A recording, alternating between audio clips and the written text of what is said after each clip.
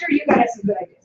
Mine is just a theme for the entire department that says growth, actually change is inevitable, growth is optional. Why don't you say growth? Sorry, I would say it behind your head to say that. Change is inevitable, growth is optional. That's the theme. Yeah, no, you're not yet. Girl doesn't get to write. And you guys like. Yes, okay, no girl, please. All right, so that's the theme. Okay, good job. Ruben. Some things an idea, don't dog the guy. All right, so what's your idea? Let's go. Let's rock. Mine's Best idea. hard work dedication. Oh, wait, what? Hard work dedication. Oh, we were looking for best ideas, not necessarily just, he did the same thing.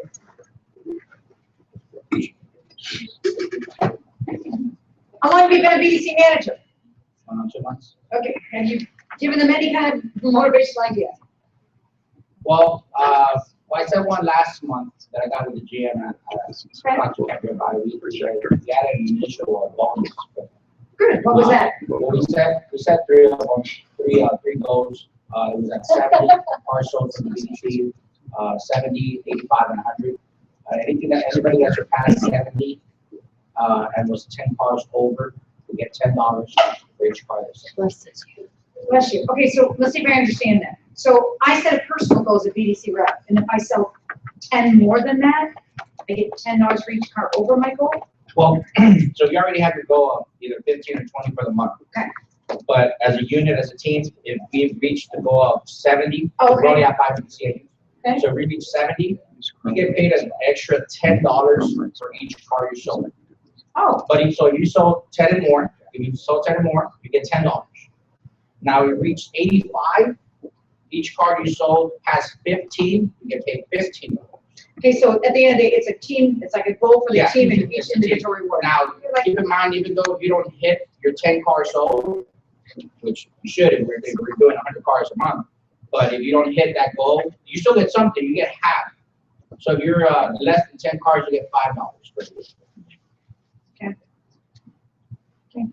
But that's something that we're trying me and the GM actually got together and threw something for them for last month and this month. We're gonna see how it works out. If it works out, it's something that we're gonna add to their pay plan. If it doesn't, then we're just gonna go with it. Okay, cool. Kevin. We have 18 brand specialists on the floor, and I noticed from what I gathered from your, what I'm going to do, put it up there in a minute. I'm going to move a salesman into the BDC department for at least 1 hour each week to work with us for better understanding and communication. I think all around, if you get the 18 and we keep doing this for a while, it can only help us. I agree. That's my idea. 100%. Thank you, Kevin. Hi. Hi. Morning. So one thing that we did to kind of bridge that gap, especially because our BDC is off-site, we're not near the sales floor at all. Okay. We have the sales meeting sometimes, like once a month, we'll pick one of our stores come over to us, and they have to have a theme when they come over. So like our Mazda store came over, and I think it was, I don't know, Memorial Day or something, and he came dressed up with some of the people and played a game and held his sales meeting there, and then everybody interacted together. So that's kind of nice. Okay, cool. Is that your shared idea? Yes. Okay, ditto? Okay, cool. I'm gonna let Kendra present, but our idea is called Teamwork Makes the Dream Work. Teamwork makes the dream work. Like that. So essentially, we want to take our sales department and our BDC to mesh more. So we would set it up like a kind of like a fantasy football league. So everyone, as an individual, has goals that they want to make. Like for the BDC, it would be like, making your standards, hitting your standards, and we would somehow come up with like a play plan at the end of the week. But also, I kind of want the sales coming down and dialing and using the phone as well, because our sales obviously suck at that. So just mixing and matching, and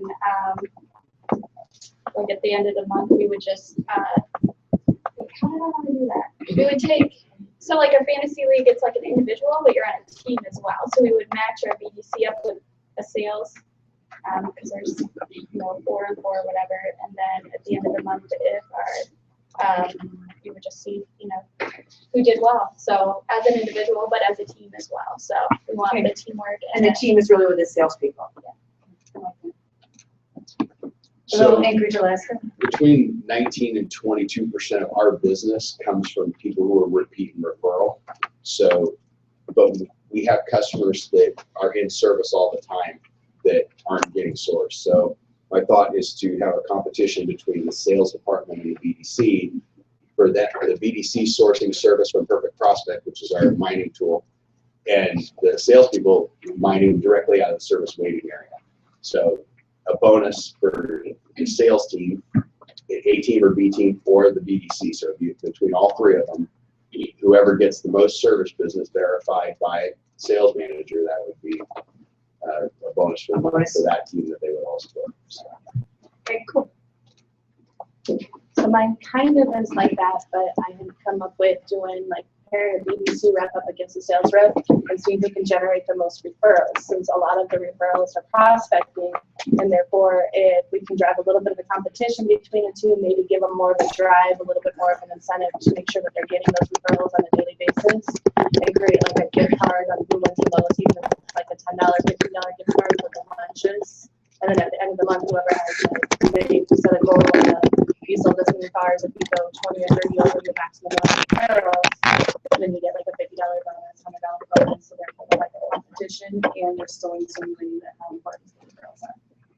Okay, cool. So we don't have a BDC, but an idea that I found that works really nice is sort of along the line of what Ruben was saying. So you kind of split your sales force, and I would match that up with the BDC as well, to where it seems to me like some of the problem is a communication breakdown between the BDC and sales, and making sure they're posting that people are showing up for their appointments. So if you could track the accuracy of them immediately saying, you know, the customer's on the floor, the appointment is here, and, you know, that's all, like everything is jiving on the process, you could set aside some money in a larger pot, and then whomever of the BDC and sales reps that have the highest percentage would get that percentage of the pot of money at the end of the month. Hi, Mike. Howdy. Don, good morning. Well, we're still so new to it. I haven't really come up with a whole lot of like, you know, incentives necessarily, other than understanding, hey guys, this $10 an hour you're getting is only, it's not even half of what you can make if you do it right. Because I have some reps, they're like, oh, I want to do this, I want to do that. And I'm like, all right, well, you need to be able to set a specific goal, and it's called SMART goal setting. So S stands for specific, the M stands for measurable, the A stands for attainable, the R stands for realistic, and the T is trackable. I'm like, if you're setting a goal and one of those factors isn't there, then you need to rethink it. Baby steps. You can't think of the big picture because you're going to get in your own way, and you're going to trip all over yourself. So just take it back a step, realize, hey, one step at a time, I can do these, and I'm going to get to where I am and incrementally step up. And then at that point, once I have that, then I'll start thinking about bigger incentives and things like that. I want to see them kind of Get smart first. so to speak, yeah. And then one other thing I told them when I left, I'm like, guys, I'm going to rely on all of your own integrity. And I don't think everyone really understood that. I'm like, integrity, it's doing what's expected of you even when no one's looking. I'm like, I can't be there to watch necessarily. Well, you're all adults. I expect you're going to do that. And we're pretty cool with that. So far, so good. Okay. Yes. So say it again. You said SMART goal something. Smart? Okay. It's at, well, spell smart, obviously. The S. We're kind of dumb. Hold that again. SMRT. The S is specific. Okay. The M is measurable. Okay. The A is attainable. Okay. The R is realistic. And the T is trackable. So a lot of times when you set a goal, if you think about that, you might find, hey, you know what, this is a little bit off course. I can't quite get to that, so I'll rethink to get back on the straight line. So it's worked for me in other places. So I think. I think what really helps too in a BDC is you should post, because they know their pay plan, and we talk it in generalities, and hey, you get 25 or you should really post, and I mean large.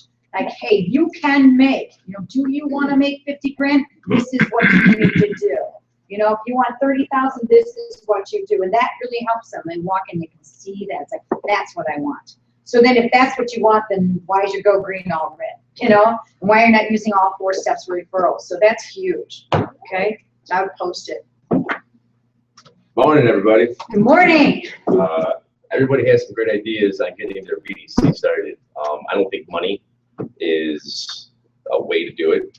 You can throw money any direction you want to. It's going to motivate them. You're still not going to get the people in because they're still going to be doing the same things wrong. I think, you know, we should implement how the BDC department should know their inventory. Know them, drive them, feel them, make sure they're on the lot, and then get involved with the sales department, with the sales manager, getting, you know, with the salesman and actually, you know, well, you talk to my customer, what would they come in for, and get everybody together. Once you know the inventory, you're not just saying something over the phone just to get them in. You're getting, you know, the specifics of what they're looking for. We deal with a different demographic, so we're all out of state. We're dealing with a lot of highline people. So if you don't know what you're talking about, they're just going to hang up the phone and move on to the next guy.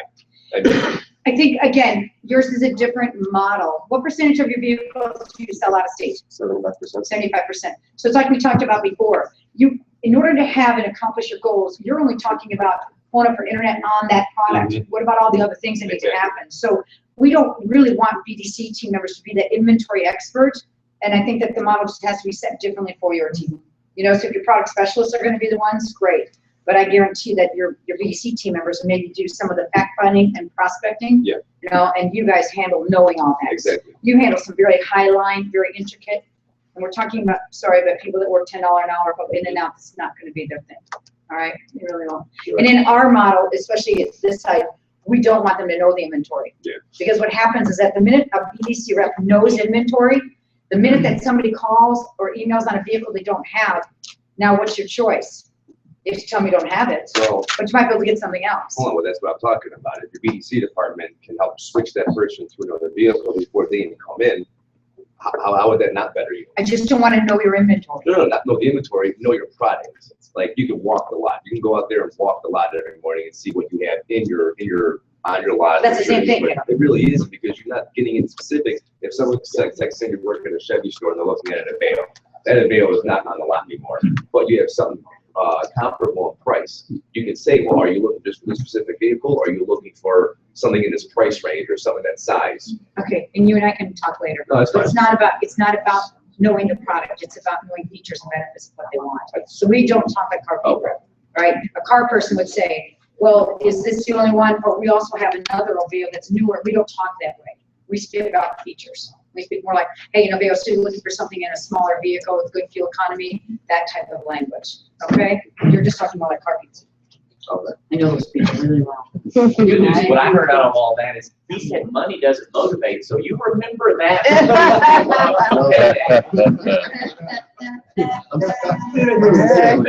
I'll email a reminder. Okay, Libby. Well, I beg to differ. Money does motivate me. This hell of a lot motivates me. So I like money. So what I actually do as an incentive for my team, I switch it up monthly to kind of get them re-motivated in different areas. So what we have going on for the month of May is I call it the BDC incentive, where they have to meet their goal and overachieve their goal. So the first bonus that they can get is $150. And it's paid out during their bonus time. So it's 150, 200, 300, and they have to hit their regular goals, which is the 6 appointments a day, so 30 to 35 appointments a week, making their calls, their show rate 50 to 55%, and then referrals 5, and then good attendance. So attendance is always going to be a part of that because it motivates people to come to work. And then I have the 200, of course, and then it's going up from there. The 35 to 40 on appointments, 60, 65 on show rate, and 10 referrals. And then, of course, attendance again. And then the 300 is that definite overachiever, which is supposed to be my lead. And that's 50 or more on appointments, and it is definitely obtainable. 70 and up on show rate, and 15 referrals. And I'm going to say this, one thing that I do with my team that has been really successful just in my career of being management is motivation. People are so motivated by excitement coming into work, and their manager is excited about what they do. They believe in what they do. Agreed. Your team will be definitely one that will work for you, because if you are not motivated and if you do not believe in what you're doing, your team will not believe in it. And it is a proven fact. Absolutely. Making $10 an hour may sound like less money than what they probably are accustomed to, but if they believe in the cause and they can see what's going on in that pathway, they will be motivated. And I tell you, the girls I have in there, with a few that I had to kind of wing out, but the ones that I have in there that is motivated, and they're ready and eager to learn and get in there and get the job done, they're doing a phenomenal job. And I am impressed with them because they're brand new, just like I was brand new. And we all started from the ground up. And thanks to Harold, we're all are really making some waves in that dealership. So that is definitely. Well, you just motivated us. Thank you. I'm glad I'm motivated people, right? All right. So think about what she's saying. It's so true. It is so true. You know, and we always talk about it's like, yeah, the dials of this and that. Don't forget, it's supposed to be fun.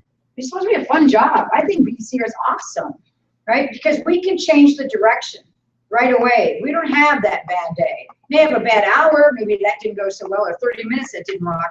We don't have bad days, right? And that's up to leadership. But what I hear from you is ownership, Right. which is big. That's right.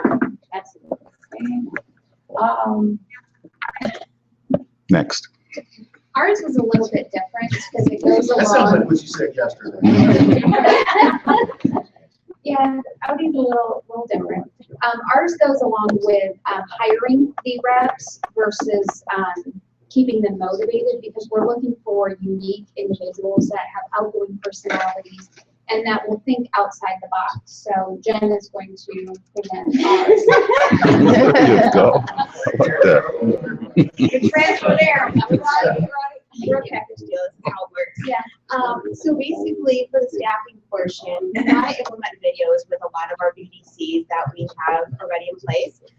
So we think that a great way to hire somebody is to offer a video, email back, just say, hey, you're a potential candidate, we're really interested, but supply us with a 60-second video why you feel that you would be a great fit and what you would like most about this job.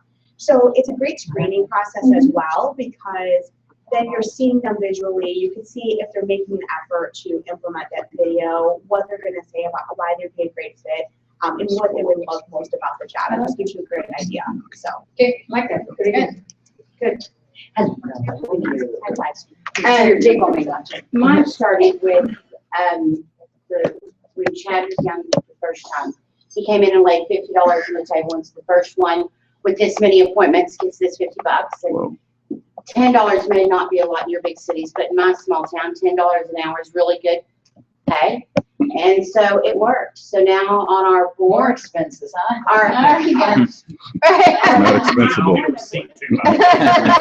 My appointment board, I have my Go Green board, and then I have an appointment board where the girls go and they write the appointments down. And it's numbered 1 through whatever. And so when they walk in, there's a $1 bill taped to every appointment. And then like when they get to 5, it's $5. And then when they get in, there's a $1, and when they get to 10, there's like $10. And then 15, it kind of doubles like at every 5. And so when they walk in the room, they see the green right there, and then it becomes a race throughout the day. Because you know, in the beginning it's, okay, that's a couple bucks for maybe lunch, and then we get to, oh, well, that could be dinner, well, that could be gas, and that could be babysitting money, you know, daycare. And they see it and you do it a couple times a week, because then you have some that, when they're a little slow coming in, you know, they start realizing we don't know what day she's doing it on. So they start coming in, and it's amazing how prompt people come in, because they don't know if there's going to be green on the board that day. It's inexpensive. It's, you know, it's a little bit of money out of. Do they have to be in on time to participate? No. Interesting. Mine are on time anyway, because I'm pretty. You're lucky. I'm a pretty Right. tough cookie. I have great girls. I have a phenomenal team. And I encourage them every day. That's all we do is encourage. There's not room for any negativity, is there, in my office at all? If you say something negative, you might as well go. So. Is that when you opt out? There's not room. There's not room. The salesmen are allowed, the salesmen, if they want to come in, we invite them in, they run from our. Just make sure management comes in. So. I mean, that's what I'm hearing is that salespeople Yeah. like when management needs to spend time. They do. We are. We're gonna start All right. dragging them down there an hour at a time. Yeah. Hi, Oh, last but not least. well, I'm GSM of a store without a BDC. We're just here to see if it's something we want to move forward with. So ours is more of a simple internet process that anybody can implement. It's easy. Normally, when you trade for a car, it's got to go through inspection and recon, and it might take a week or two before it hits a lot, before you get pictures, depending on how quick things are. It takes too long in our store. It does. We're working on that. But the thing you can do is take a couple of exterior pics of the vehicle immediately when you trade for it. Get those pictures on the site, as long as it's one that you're not afraid to show. And they can go up day one. And at least during that lag time, you have something for the customer to look at. Absolutely. And Do then you when wash it quick and then take those photos? Depending on the vehicle, you know, some of them come in good enough shape, you can take a couple exterior shots. Just really far away. Get them online right away. And then when it comes to inspection and recon, of course, we do the detailed pictures and get 20, 25 at that point. Good. Okay, excellent. I said when I throw out a window. Oh, whoa. As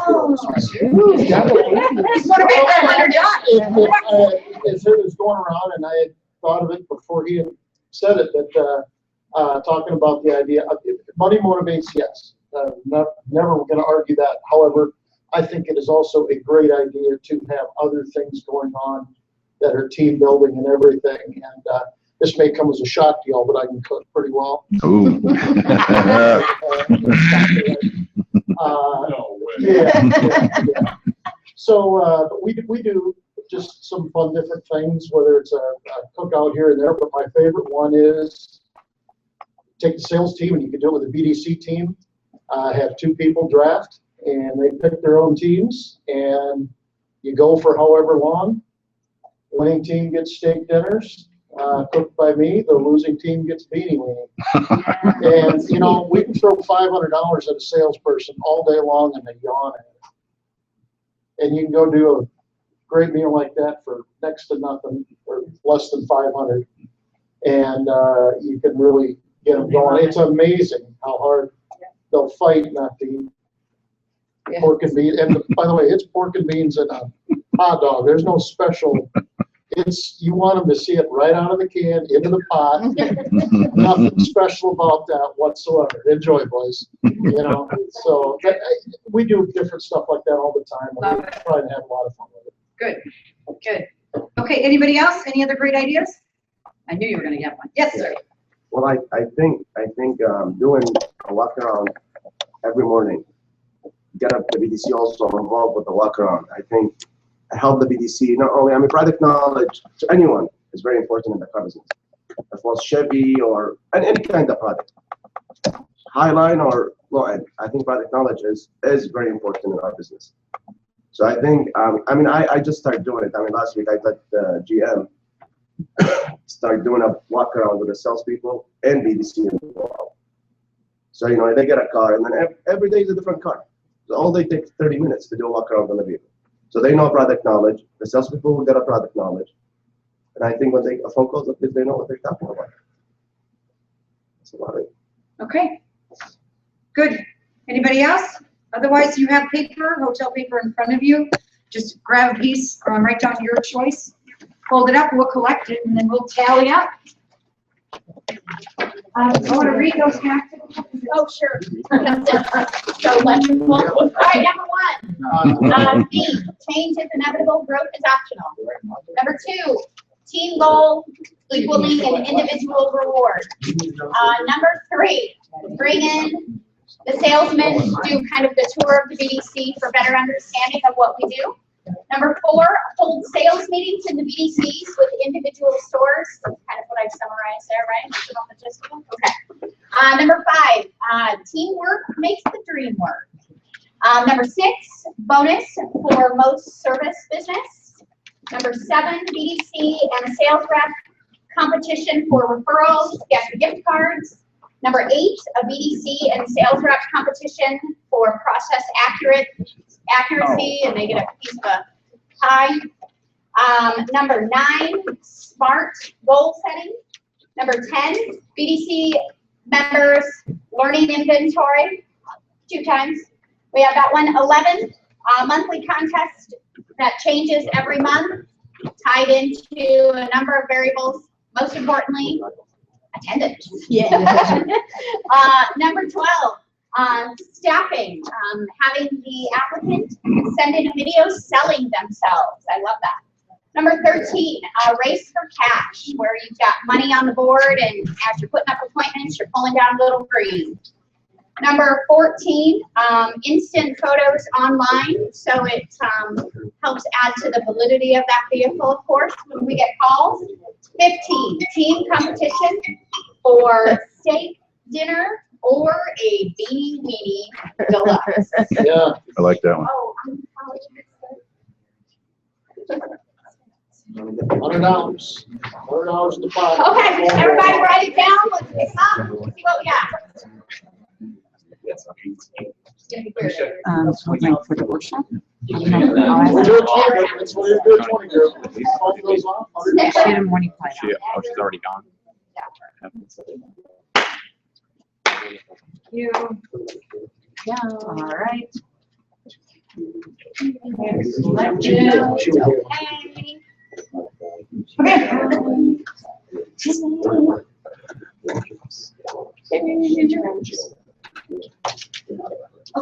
Okay, a couple things I want to touch on while they're tallying the winner here. We touched on staffing yesterday, but I don't think we covered it thoroughly enough. When we look at hiring in a BDC team, it's extremely important that we hire in more than we need. That's critical. So when you do a BDC start, let's say you decide at your dealership, we're going to have 4 reps, 4 part-time people, whatever the number is. It's extremely important that we hire in, we invite in for training, probably no less than 6 to 7 people. So in other words, people that are offered to participate in training, we recommend they are not offered the job. We recommend that they are offered to participate in training because that makes training a competitive arena. And we all know that there are people that interview Troy extremely well. And then when they transition into training, they're awful. And you know you've made the wrong choice. And what do you do with that? So I always say to a dealer, what's the worst case scenario? You want 4 people, we bring in 6, you love them all. That's a problem we'd love to have. So we hire, we invite for training and hire after day 3 of our BDC startups. So the minute that you have your BDC team selected, I also strongly recommend that you immediately allow us to have an ad placed fresh and keep looking for individuals. There's one of the best dealers I ever worked with. He would always have a big ad running, and then he'd post it also in their meeting room, like sales management position open. And the sales managers used to say, so are we expanding and getting another person? He'd go, no, I'm just keeping my options open. You say you have a higher turnover rate with BDC than you are sell for on average? It depends upon the store. You and I both know that. There's some stores that have terrible turnover in salespeople. Right, but I mean, but the average, I would say that you're going to have about a third of your BDC turn immediately. Absolutely, no matter what you do. So if I'm going to hire in my 6 or my 10, whatever that number, there'll be a third. That's why as soon as you've got those bodies in place, it's imperative that you immediately continue the search. Okay. And I think one of the biggest drawbacks why that turnover exists is not because they're part-time employees. It really goes back to what you said, it's reliability. You know, we have so many examples where right away out the chute, Mary can't, she's having car problems. Or how many times have we heard, well, my aunt died, my second cousin needs a ride to the doctor. You're like, who's that? What was his name? I had to leave because my younger sister, she needed like childcare or whatever. Like, what is this? So that's what happens. It's that reliability that is the most important factor. Okay. So at the end of the day, because we always look at this as a 90-day initial project to really get things to me in a calm base. So within that 90-day window, we only usually have maybe one seat that seems to be somewhat of a problem. So the majority of your staffing will stay.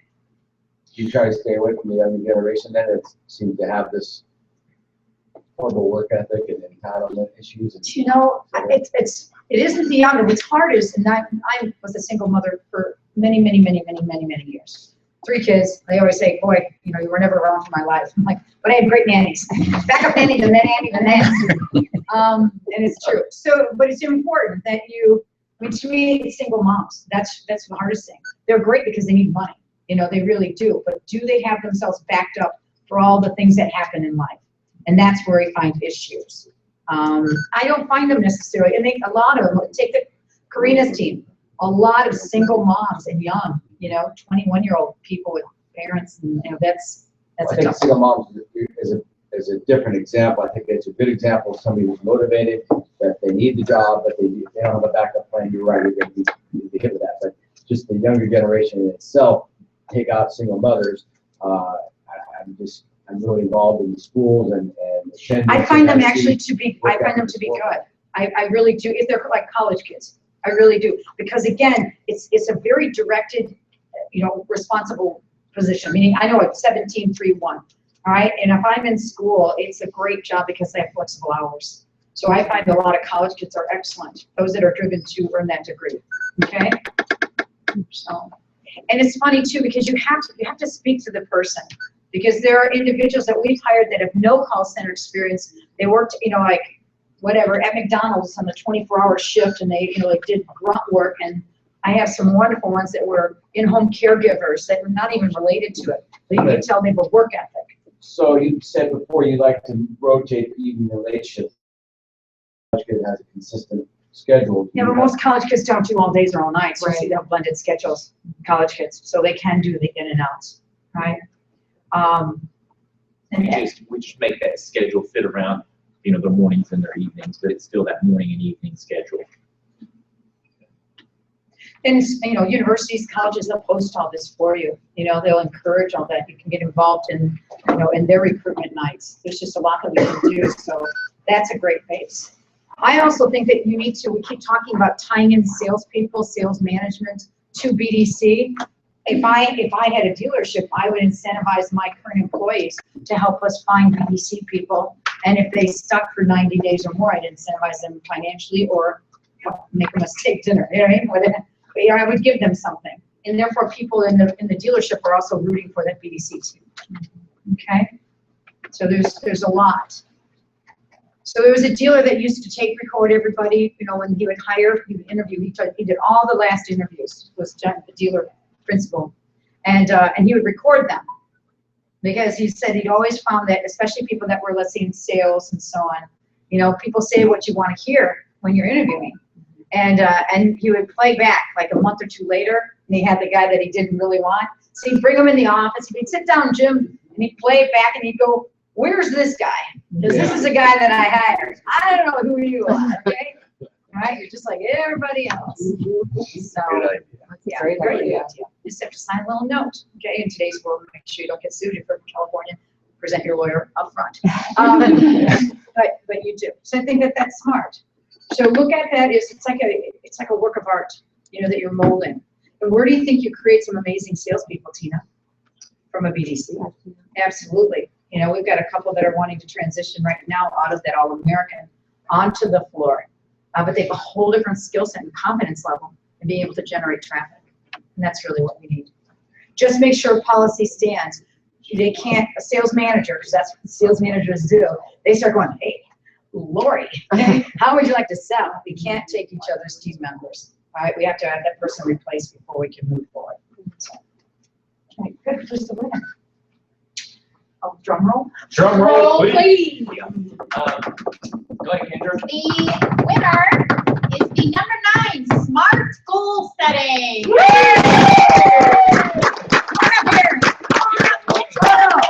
Dad. Photo. And Mr. Cochran, you're on with your service? Oh, yes. Thank you, sir. You know, he made that up 5 minutes before the meeting. He's a smart guy. He's a smart There guy. you go, Mike. I guess you can. Could you guys move out of there? More. Hold the 100 up. There you go. Okay. Yay. Is this for the IRS? It's on my way. You got you. So let me tell you how this works. So you'll see this show up on your pay stub, and so we take it right back out after that. All right. Carol's going to talk a little bit about this service blend more in depth than we have touched on. Thank you. Morning, everybody again. Morning. So, for those who have a BDC, who's doing service right now? Say it's BDC.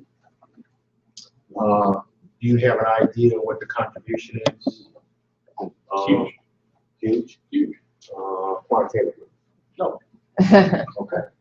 We're pulling about 3 sales extra a week from service to sales, from raises. That's good. Sales a week. It's about 12 a month, right? And they're only doing the service to sales script. They're not fully engaged on service. You're not doing calling tomorrow's service customers yet. They're doing that. They're doing that. For appraisal purpose only. Right. Okay. We obviously work the service out, using Drive, and using other programs, but this is part of that. They still have to follow up for that. So you guys both just said we can attribute sales. Absolutely. What about service? Absolutely. Outbound service activity. Greg has put together a program that we use for the first month for Delano, who's not here. And they generate us at about $30,000 in outbound service activity. Calling 3 quadrants of customers. 1, recalls, right? And then the recalls they get, about 20% of those folks did other warranty work. Second was, obviously, service folks have a requirement for a goal, service manager, service director, in terms of market penetration. In some cases, 75%, some cases, 55%, depending on the district or the region they're in. The manager, for the first time, is going to hit his number. It's been there 2 years. All in 1 month of BDC support. So there's about 6 or 7 scripts that we use to target the service customer, who's the most loyal customer, obviously, the dealership, right?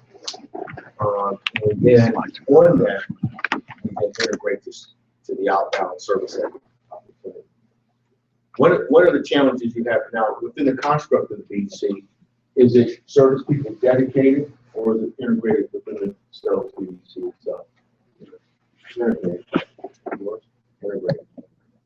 Some folks, when they construct a BDC, choose to have dedicated service BDC reps who handle inbound calls, and when they're not handling inbound, basically inbound call activity, and when they're not handling inbound calls, perform the outbound calling contact strategy, email, texting.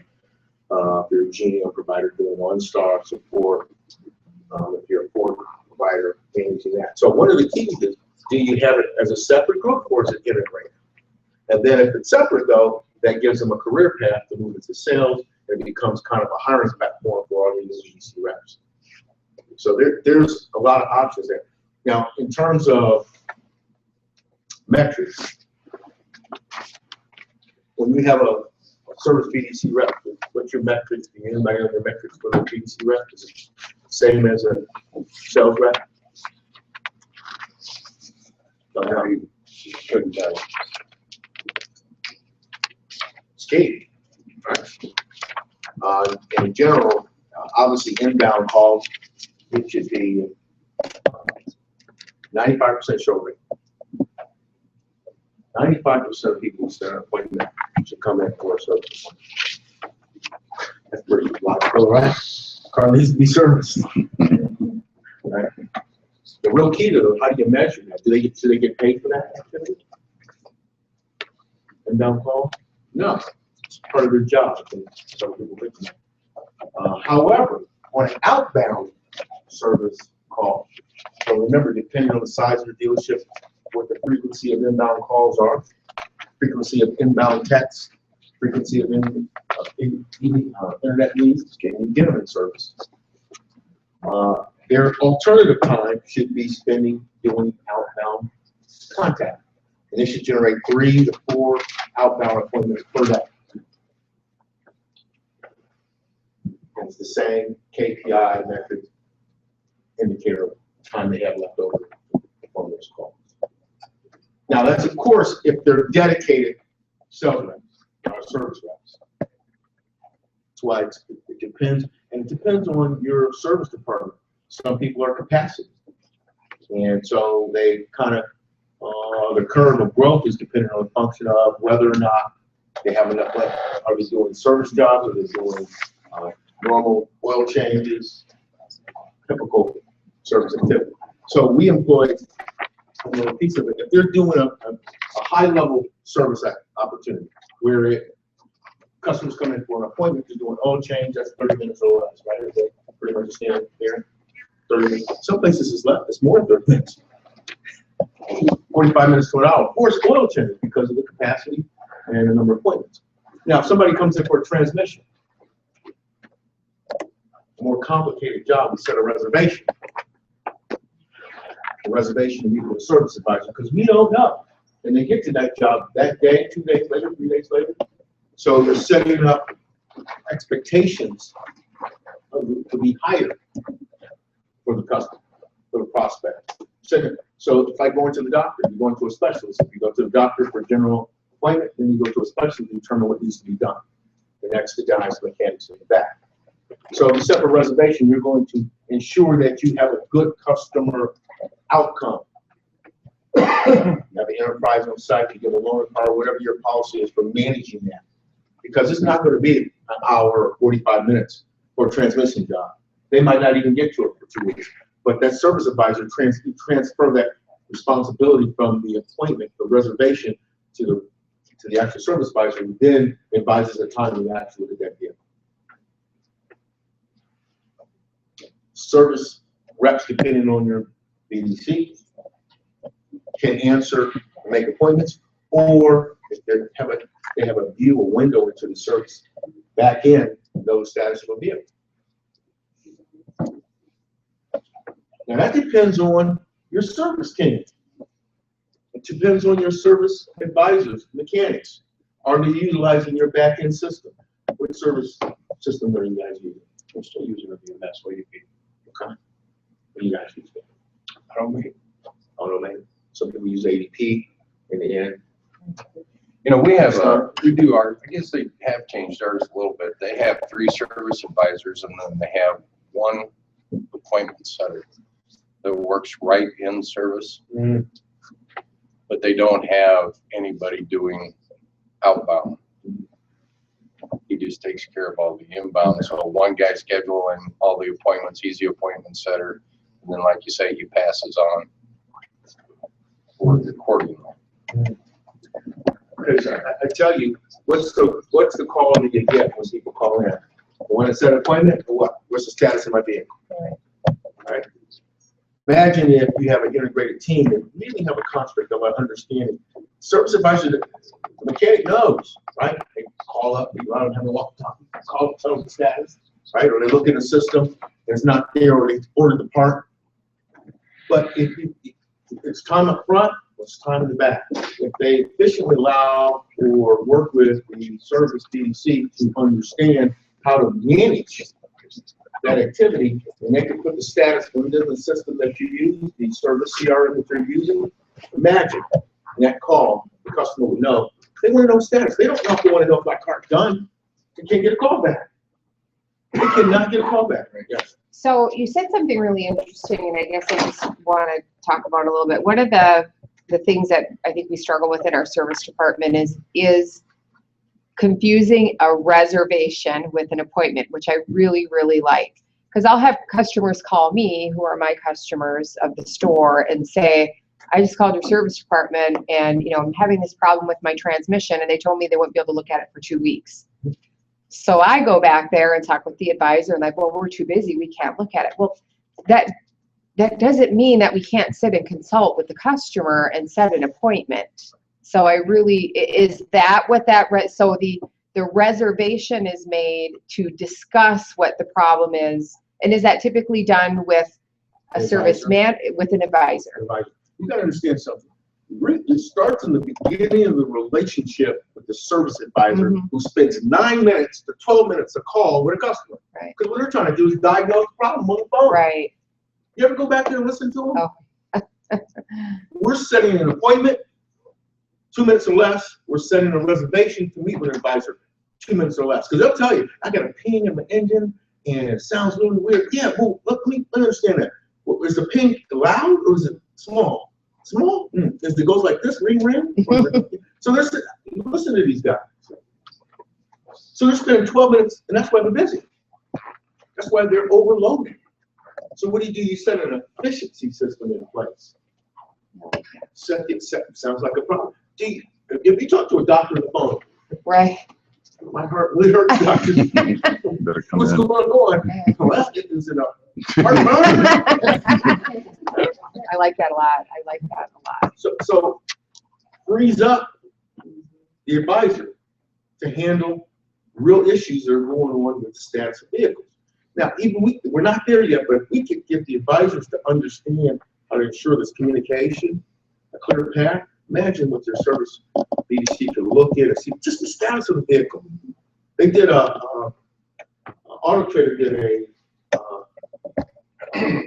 online survey with about 200,000 customers have been in service across all manufacturers. And one of the challenges they had was customers said, I don't necessarily know if my car's done, I just don't get callbacks. But I say, call me back tomorrow at 4 o'clock. It's 2 days later. I need to know what to do. That causes your CSI impact. Whether, just tell me what the status is, and then I can make my decision what to do from there. So I think there's this paradigm shift will continue to occur with communication. Use the technology. And that's why service, you go talk to your maintenance guy in the back, the actual technician. I don't have time for that.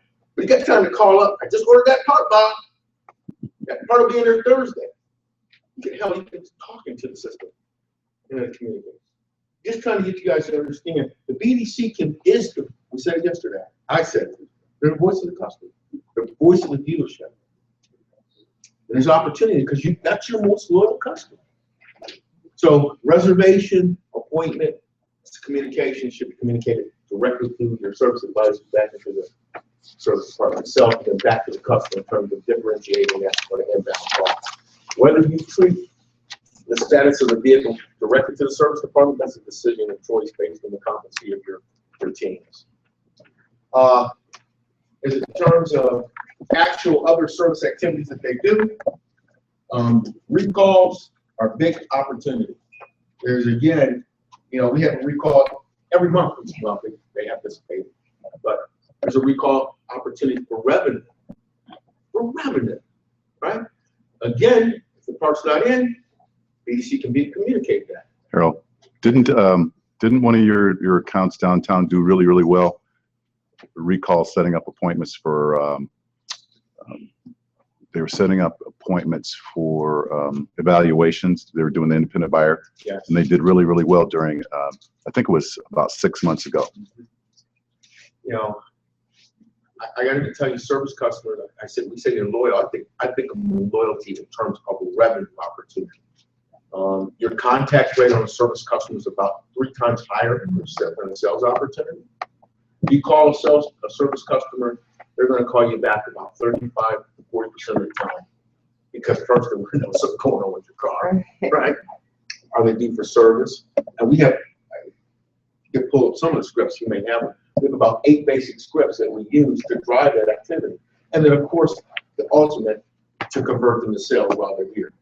We have one client in Texas, a Chevy dealership. They've now put a desk manager right outside the service department, the VIP service independent buyer assessment while they're there. They're getting, as you mentioned, they're getting about 5 takes a day, 5 takes. 5 inspections a day, and converting about 25% of that to deals. So it's about 12% incremental. And that's all he does. Customers in there, thank you for coming in, Mr. Customer, Mrs. Customer. We have this evaluation today, you fill out this form, it's almost like an auto trader deal. And customers go, while you're sitting there, would you like to test drive the car? You know, the car, truck, van, SUV, great. We have the keys pulled up in 5 minutes. All you gotta do is test drive while we evaluate your car life and service. And it's easy. Customers have a relationship all with you already. Very easy. Doesn't cost anything, right? Marketing costs go down, so it's very profitable. So as you move through the quantum of what you're doing from sales, remember, service drives everything else that you do in a dealership. It really does. And I call it the cash cow, and it's customers that you're going to have a higher retention rate. But you must use the BDC in a manner of communication that's clear.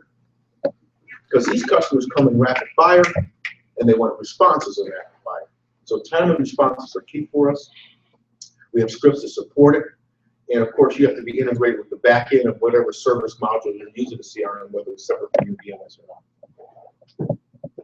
Questions? When and how does the pitch for service to sales get made? I understand what you said they do, but I'm not understanding when. So it's under the same timeline as if they're coming in for their sales appointment. Same timeline. So when a customer's coming in for service, you call tomorrow service customers, right? So you can have 2 options. If it's a service to sales opportunity while their car's in service, we like to offer you, we're making a service appointment while you're here.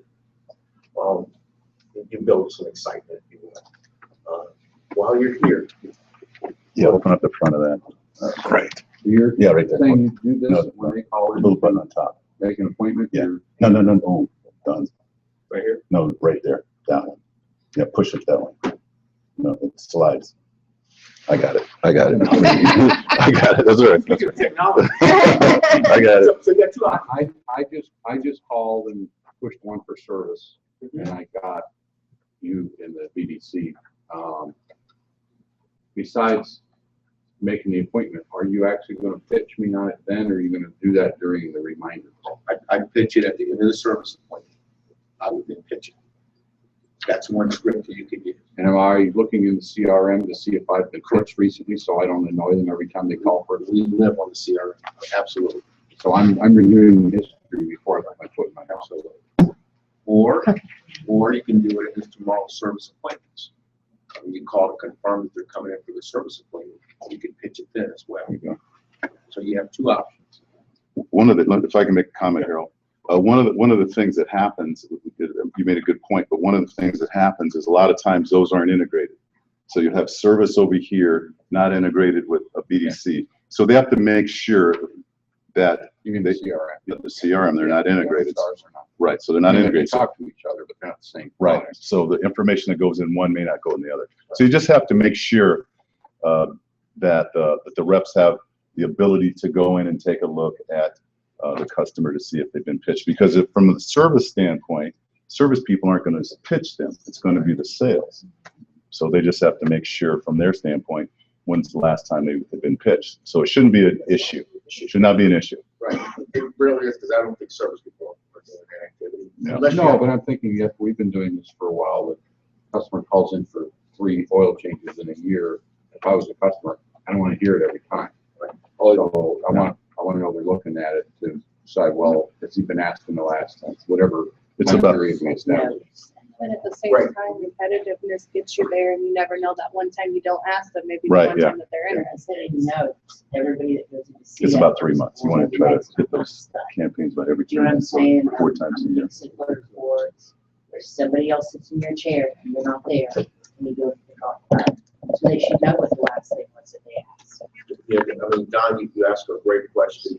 That CRM is their life. It should be discipline based every time they're setting an appointment, because if they're setting an inbound call appointment, they're getting measured on what? At show rate. So they're going to make sure it's communicating appointments. They're going to look at the notes in there. They should become part of their DNA. Now, on an outbound call, they're doing an outbound call, they're going to look in and see when it's last minute, because you'll have reps, let's say somewhat challenged on who gets credit for appointments. So they're looking, again, they're looking at the CRM. That is their basis for everything that they do. I even tell them if they talk to somebody and they're sick, they can't come in, they put they're sick with this. So the next time they call them, they can say, how are you feeling? Are you feeling any better? Or remember 6 months ago when you had the flu? That was a bad time living it. We become their friends, their family, so that they don't get it. And a lot of CRMs push to the surface. We do. So.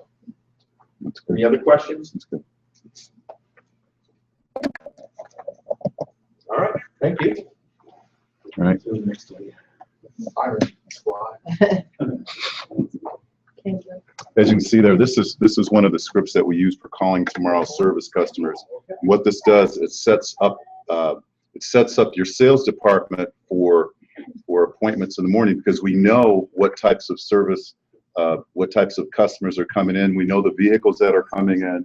So you get together with your manager, your inventory manager, look at vehicles that you're looking to purchase, and then those are the people that you can target.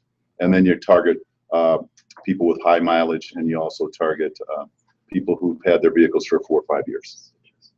Thanks. Hello. Hello there. Good morning. Good morning. My name is Kendra Kosky-Sachs, for those of you that I haven't met.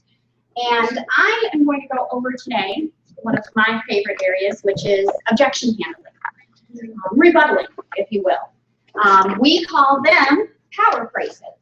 So for those of you that are familiar with Owner Connect and our pages and pages of power phrases, we got something that can fit every objection you got.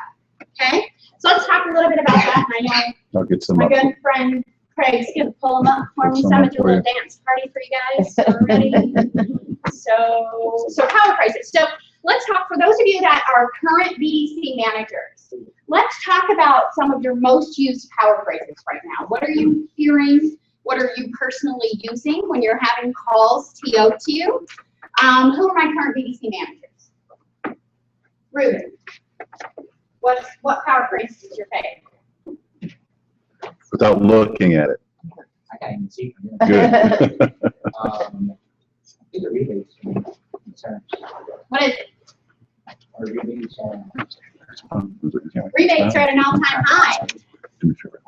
Interest rate. All-time low. Percentage low at 0% down. And your vehicle, no, as low as 0%, your vehicle will never be worth as much as it is today. Right? Who else? Who over here raised their hand? Now, nobody wants to raise their hand because they don't want to comment. Number 47. 47. It's, this is what I tell all my customers that have a lot of questions. Come on in, meet with the VIP manager, along with the independent buyer, sales rep. I'm kind of going to that. That's a good time. They can answer all your questions, and you can go ahead and have test drives. So what time will best be there? 7 or 8. Right. And guys, one of the most important things about all of these objections, right, is that you always close this up. The rebuttal itself is not the end of the conversation, right? We don't just sit in quiet, awkward silence and wait for them to volunteer themselves time to come in. We always close that up again with their time options, right? What's your favorite? So one of my, just always flip it is what was missing in the front page. Okay. I like to always flip it, to start making them answer my questions. Right, so that they're right. Right, because what are these about? What do we know about being a BDC agent and answering the phone call from a customer who has written down their litany of questions that they have on this vehicle? What do we know we have to do? We got to get control, right? How do we get control? Asking specific questions. We start asking a lot of questions, because whoever is asking questions is in control of the phone call, right? So you are constantly needing to go back in, objection handle, rebuttal, and get control of that conversation and proceed forward with your roadmap, right? One of mine that I think it is, it fits a lot of different scenarios, and it's so useful. It's independent buyer, right? Are you familiar with who an independent buyer is? No, I'm not. You're not? Well, girl, let me tell you, an independent buyer is someone that comes to preferred dealerships like us. They evaluate trades, and they can sometimes offer more money than a standard dealership will price them down for your benefit. They do work by appointment only, and there is never a fee. I have a 115 or a 345 available. Which would you prefer? 345. Do you have a pen handy? Excellent. I like it when you're prepared. You know what works great with that too? What's that? When they've already been to another dealership and they've had it appraised and you use that, they tell you how much Absolutely. they got for their trade at their last dealership. That's my favorite thing. Absolutely. What does it do? Salesperson. It gets you talking, right? Yeah. And they get frustrated with the last dealership. Absolutely. Absolutely. So independent buyer, guys, is one, I always say when I train and when I go in and do my account maintenance, I always tell them, have a couple of these locked and loaded in your holster, right? Pick a couple that you really dig, feels good, you feel like you can use them in a couple different scenarios. Bam, bam. Got an objection, I'm ready. Ready for you? Yeah, that's right. I did. Just like that, too. Spent way too much time in Texas lately. That's where all that's coming from. So let's talk about over here. Did you guys have some ones that you hear frequently? Your presence is your leverage. I like to say your presence speaks volumes about your intent to purchase. So what am I saying to the customer at that point without really saying it? Take it seriously. Man, I need you here, right? Gotta have you here. Your presence in our showroom speaks volumes about your intent to purchase.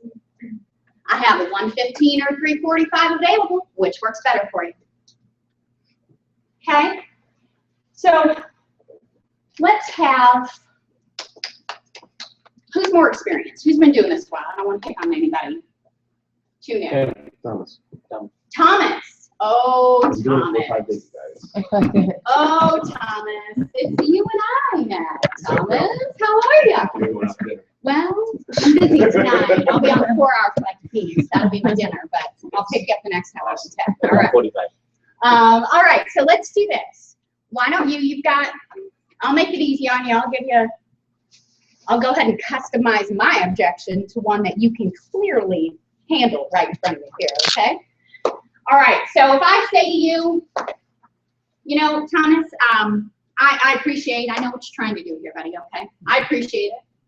I was in your dealership last night, and I gotta tell you, I didn't care for what that sales manager offered me on the trade, okay? It was offensive, sir. We're young. Okay, so you're offensive on the trade. It's offended. Look at the I'm script. sorry, miss, what's your name? Cocky Sacks. That's right, good Sorry, typing. Miss Cassie. Who's the salesman you're working with? Gosh, I don't know. I got his card in my car. Tim or Tom or Todd or something like that. Well, I'll look at the morning notes. What was the appraisal that they gave you? Why were you so offended? Because it's like you guys are trying to steal it from me. Have you done your research on your trade-in? Of course I have. And where have you done your research at? Well, I was down the street at your competition. And how much did they give you there? More than you. And how much would that be? The more information you give me, Miss, I don't want to ruin your name, so yeah. Do you see how this is getting very combative? Yeah. Right? It's getting very combative. If I'm a customer, I'm like, listen, dude. Okay, listen. Have you not heard the customer is always right? Is that lost on you? Right? But it's getting very uncomfortable at this point. You're challenging me. Oh, And it can easily turn into that in these situations. Hence why you don't have to work that hard to come up with something brilliant to say, because it's right here. It just works. Where should we go in this situation? Independent buyer. Independent buyer every time, right? Independent buyer. Let's hear independent buyer, Thomas. Yeah, I know. Thomas, let's hear independent buyer. Are you familiar with who your independent buyer is? An independent buyer is someone who, you want me to read this, right? Yeah, once you rebuttal me. Rebuttal me. Okay. Right here. Okay, so, let me read it on my glasses. An independent buyer is someone who works with your glasses. Yeah, I was gonna say, get somebody else's glasses. Come on. Okay. Evaluate trades and sometimes offer money that standard dealerships appraisal, I can't read that. There you go. Let's increase the font, Craig. How big can we get it? Yeah, he's gonna get it big. Yeah. Are you familiar with who an independent buyer is? I'm not. Okay. An independent buyer is someone who works for dealerships like Jig Motors. They evaluate trades and can sometimes offer more money than a standard dealership appraisal. For your benefit, they do work by appointment only, and there is no fee. You had a 3 and a 4 o'clock appointment open today. When can you make it in? 4 o'clock. Awesome. Do you have a pen? Can you write that down? Yeah. Thank you. Thank you. Thank you. He can read. All Yeah. right, move. All right, The only Yes, sir. problem we ran into with the independent buyer is they were, like, it's a process, not a person. Absolutely. They would set them up to meet the independent buyer. Well, that's, you never do that. We never do that. We had to curb that. I Well- mean, that's, some people will do that up front. They'll try to make an appointment with the independent buyer. That there is not a person, it's a You guys, who's process. the independent buyer? Anybody in the store. Joe. that Who's the appraises independent buyer? Used cars. Used cars, right? It's the same person who probably bid it the last time they're in Kendra, reality.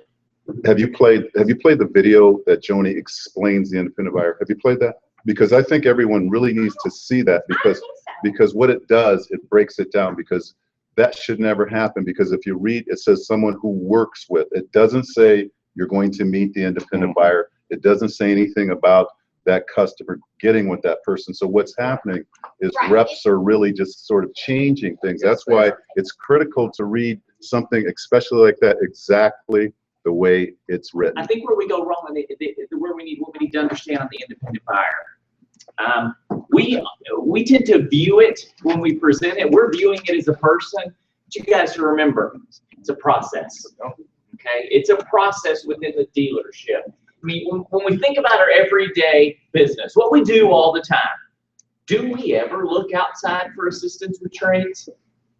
Yes. So who do we call? Ghostbusters. That's cheap. Ghostbusters. And we all know what that is.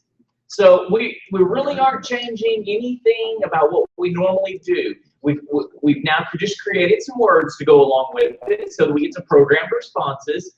And so perception to the customer is a person, but we need to remember internally it's a process. So where we go wrong as a dealership is we use the independent buyer, and when the customer comes in and says, "Hey, I'm here to meet with that independent buyer guy," we don't have one. We either get that blank glazed over look, or what needs to happen at that time is we need to be prepared as a management staff to walk out and say, "Hey guys, great, I know you're here for that evaluation.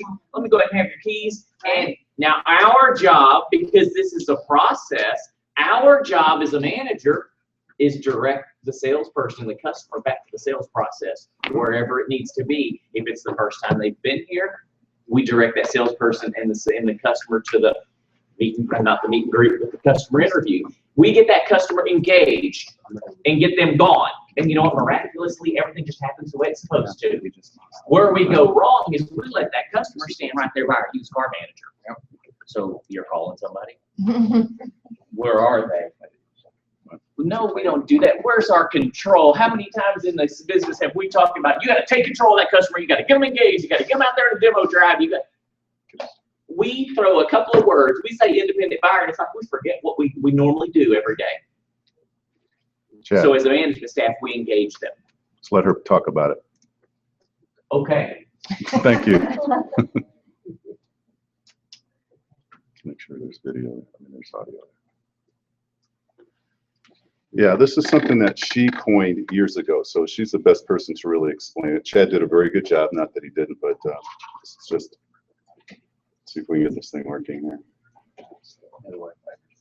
Wi-Fi, yeah. Whoa.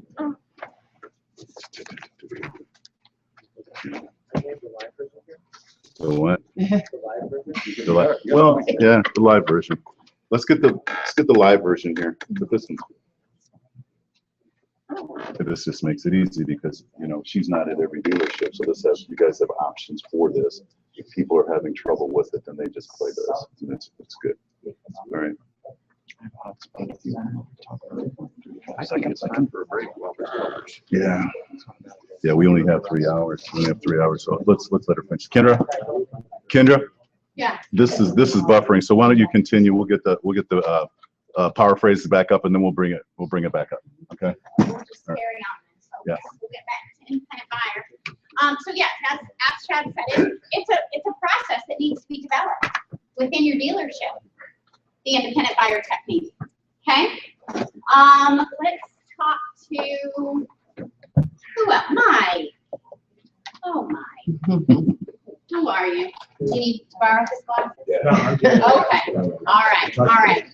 So, Mike, I appreciate your phone call. You guys have been really helpful, but we've decided we're just going to hold off. Oh, good. That's wonderful.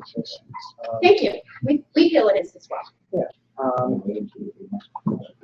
Put me on the spot. Yeah, well. There are, and that's the beautiful thing about these, right? There are so many good ones. It's not one size fits all. You can mix and match and use them any way you need to at that point. Well, how long do you say you'd be waiting out for that? We're just gonna wait a few months. Okay. Well, you could be losing thousands if you waited 2 or 3 months. There could be your down payment right there. You'd also have a lower monthly payment. How soon can you come in to take advantage of it? At 3 or 4:30? 4:30 is good, sir. Right? I do. Right, I have some important information. Thank you. Good job. Very nice. Very nice. So there are a number of these in that situation where the customer says, yeah, I'm gonna wait. Right? There's rebates are at an all-time high, interest rates are at an all-time low. I've seen them as low as 0%. And your vehicle will never be worth as much as it is today. Why is that always a true statement? You can break down tomorrow. Depreciates, right? You risk future mechanical or repair issues by continuing to drive that vehicle. You put miles on it. Maybe some joker backs into you in the parking lot at Target or Costco. I assume there's other stores. Those are the only 2 I ever go to. But. So, that is always a true statement. We got both of them. We got 2 of them up. What do you want? Which one do you want? The next one? Okay, yeah, let's go to the next. Then go to the next page.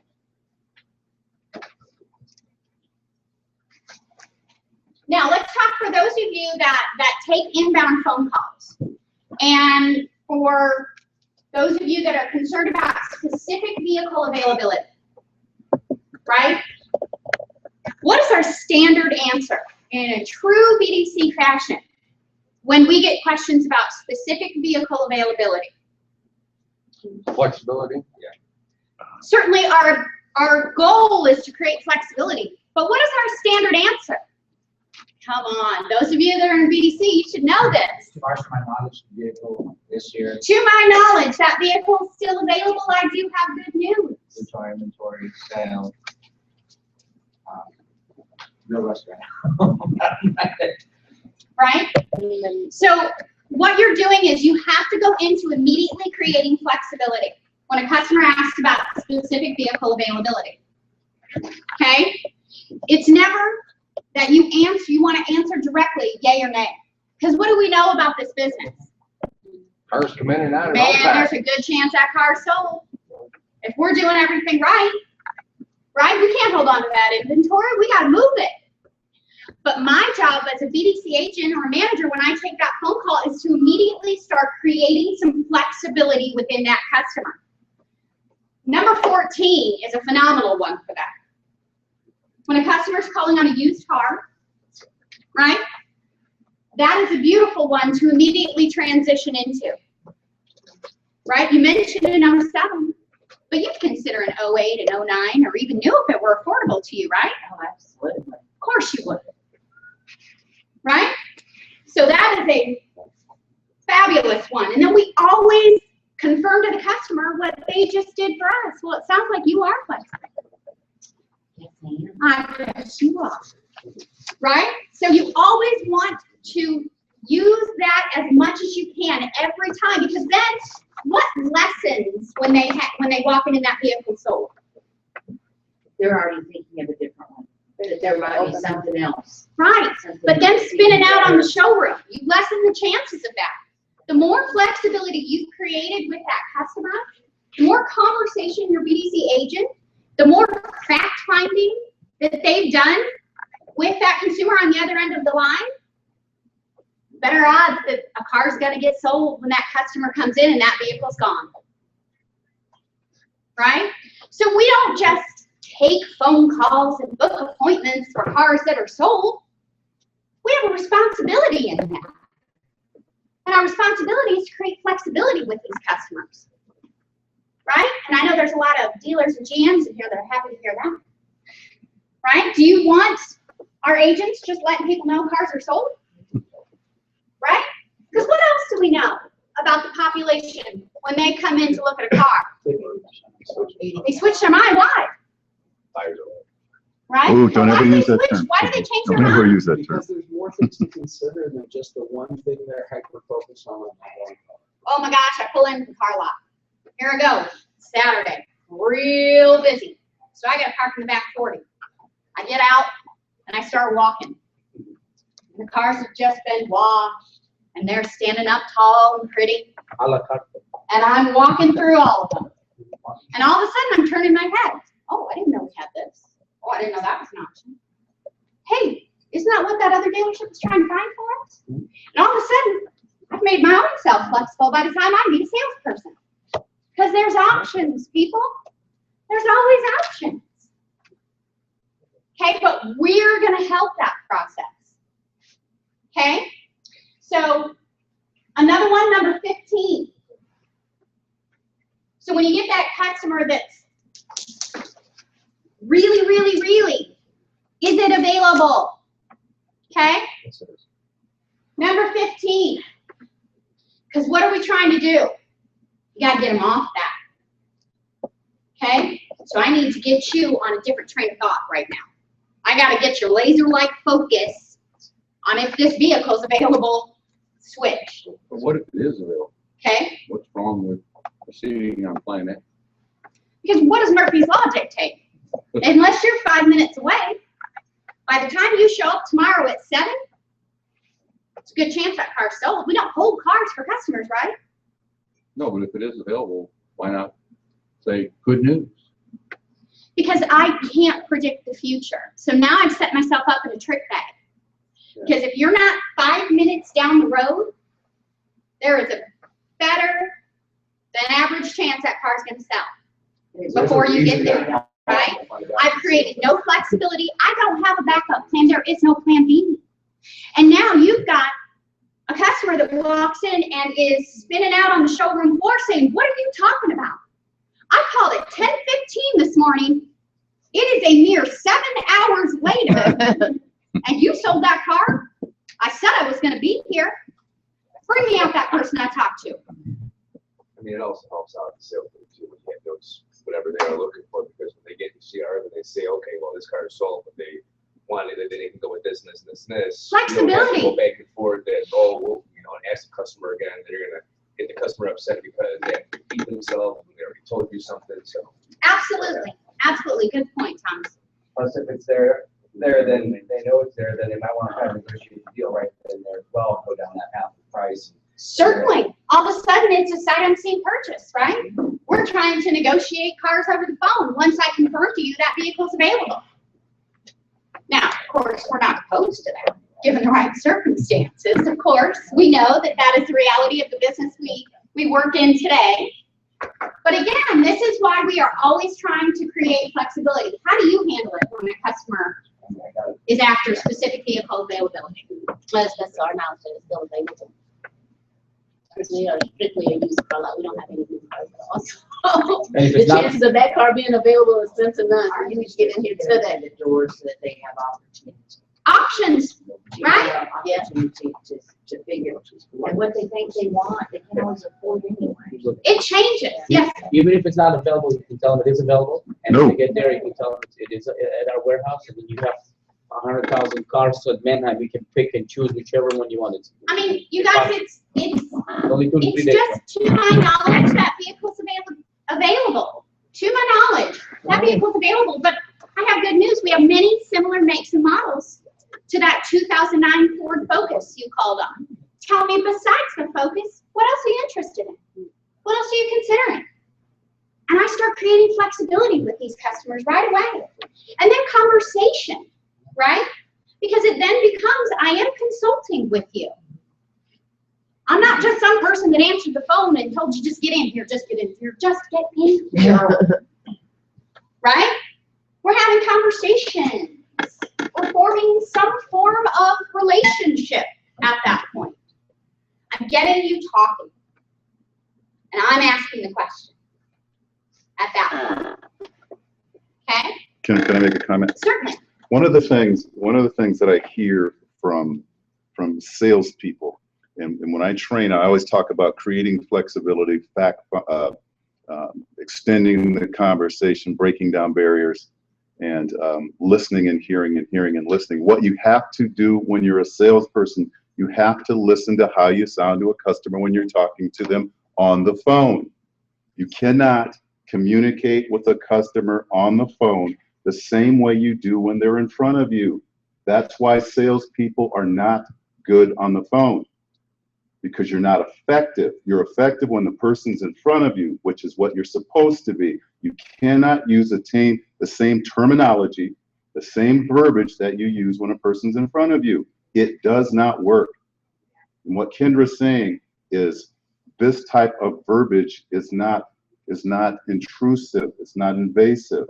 It's what a BDC representative says, because they're not salespeople. We don't want them sounding like salespeople. We want them sounding like customer care representatives. That's why they're better than most salespeople on the phone, because all they do is utilize this verbiage day in, day out, every day, over and over and over again. That's why they can be better than the top salesperson in your dealership in about 4 or 5 months, because that's what they do.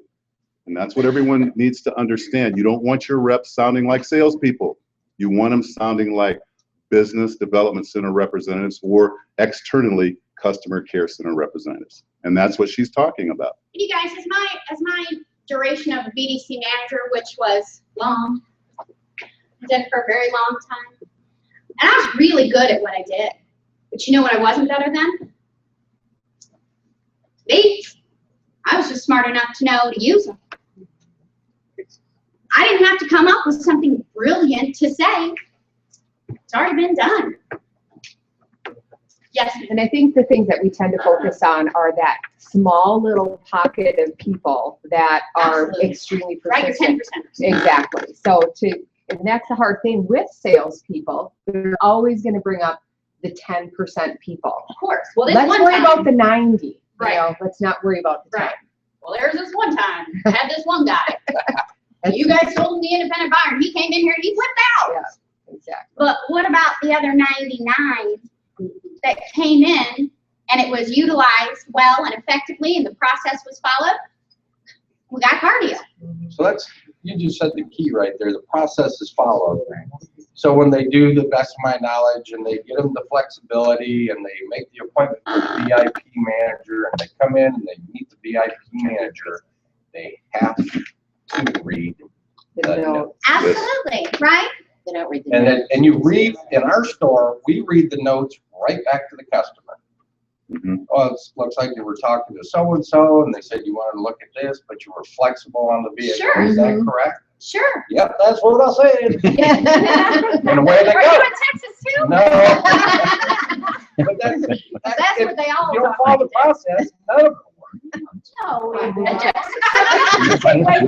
stop beating up Texas. That's Southern Iowa. It I was just doing. makes me want to move to Texas. I'm going to do this. By the time I'm down there, I got a full-on Texas accent, walking around with cowboy hat. What's up, Texas? Intercasti sex is in town. Right? So you're exactly right. Right? It's about that process. It's about the continuation. You can never put enough notes as a BDC agent or a manager in CRM. There is no such thing as too many notes. Absolutely not. Every little piece of information is good information to have as far as I'm concerned. And again, as a smart BDC manager knows that I'm just increasing my odds. I'm increasing my odds with the front desk that they read this paragraph I put in there and are able to extract from that flexibility and options for this customer. Right? We're going to do 11 guidelines to an outbound call. So, any questions on any of these? Any questions on the power phrases? We're all going to use them, right? Can I make a comment? Sure. I don't mean to step on you, but here's one of the things. As a trainer, I've been doing it a long time. You managers, if you don't know this, then your reps don't know it. You have to understand that. If I walk into a dealership and ask a rep or a manager, hey, give me any power phrase, and they can't do it, that means they're not using it. That means they're not effective.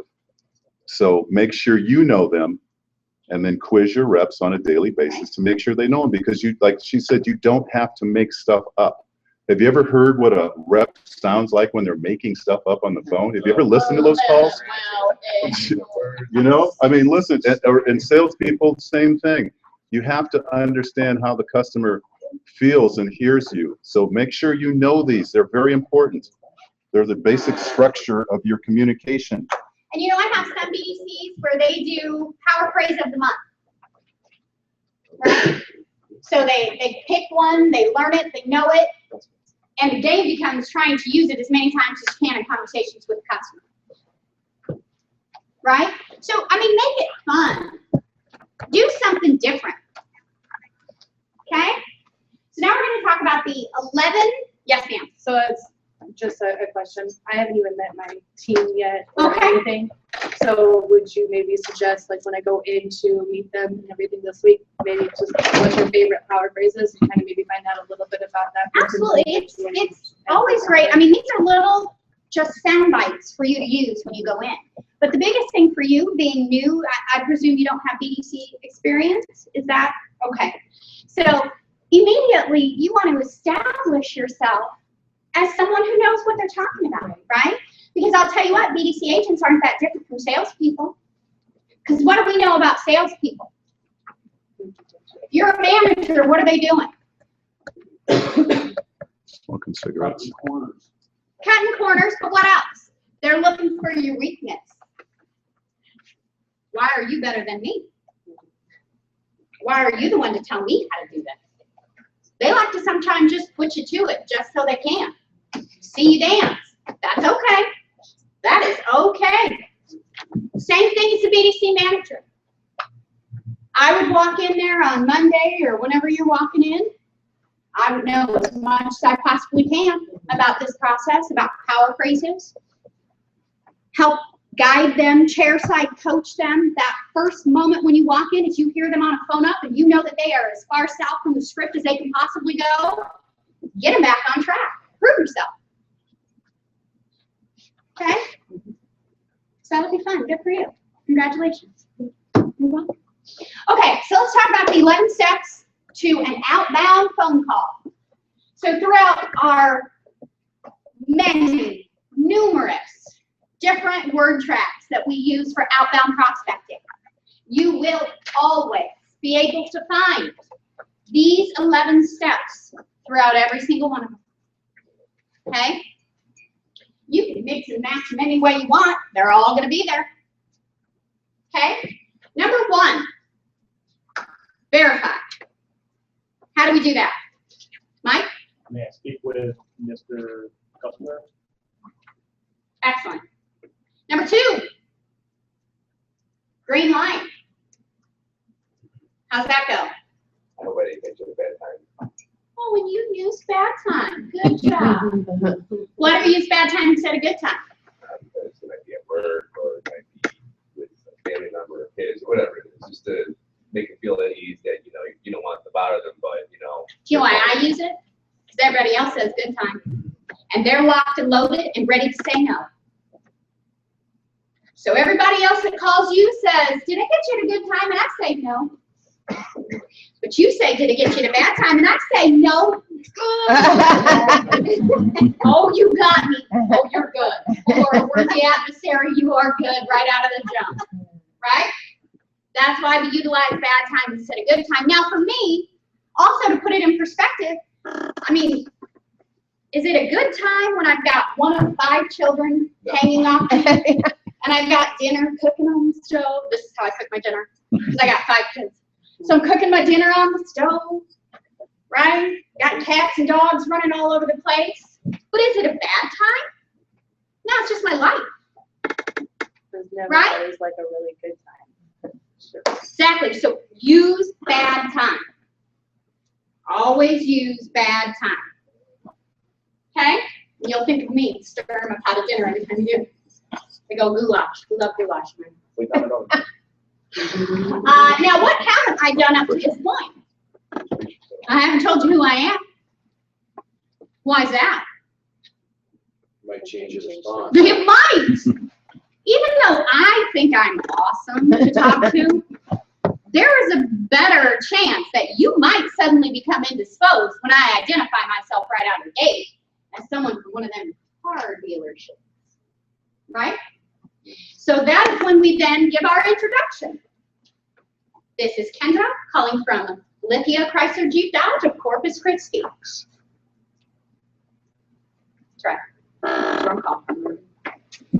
So number 4, then we transition into Reason why you call. a reason for my call. 'Cause it's a mystery up to this point, right? The reason for my call is to congratulate you. You and your family have been personally selected to participate in our exclusive buyback event. The reason for my call is to thank you for your recent purchase in our dealership. The reason for my call is to thank you for visiting, and I have a few quick questions for you about such visit. There's lots of different reasons for my call, but it all starts the same. Okay? Number 5. Probably one of the 2 in this that are the least utilized. Fact finding. How do we always start it off? Very generic, right? Broad strokes. Newer pre-owned. Then what? Car, truck, van, or SUV. And we start bringing you down into the funnel. Right? We start painting that imagery with you at that point. Number 6. Now, how many of you can confidently say that in your BDCs, every time your agents get stopped, they transition and go right into household prospecting? Can you confidently say that? Struggle with them. Do you? Yeah. Thanks for your honesty. Legit. Yeah? And why? Why do you think? They're afraid to ask. Absolutely. It's go straight to the referral. Yeah. Or yes. And then they're looking at you like, look, I'm asking for a referral. Look at this. I got all this out, but I'm asking for a referral. Right? Household prospecting. And sometimes, you know what will happen? That person that just shut you down will present themselves as the next most likely. And then what do we do with them? Do we go, oh, yes, you forgot. You just told me you weren't in the market. Gotcha. Now, we go into fact finding, right? We just reverse it a little bit. Well, I understand the last thing you thought about when you woke up this morning was purchasing a new vehicle. But when you are in the market, will you be considering newer pre-owned? Car, truck, van, or SUV? We just go right back into it with that customer at that point. But you guys do not shortchange household prospecting. It is such a valuable word track to be using in your BDCs. If you're not hearing that, boy, something's going on. You should be able to walk up and down those rows, pace that room. I'm a pacer. Does anyone tell? I'm a pacer. Drives Craig crazy as he's trying to videotape. Crossing back and forth, it becomes a little game for me after a while. Right? See how steady his hand is. But you should be hearing household prospecting frequently throughout your room. Well, number 7, no brainer. Everybody's going to set an appointment, right? How do we set that appointment? 2 options. 2 options. What are those options? Everyone at 1 and 3. 1 and 3.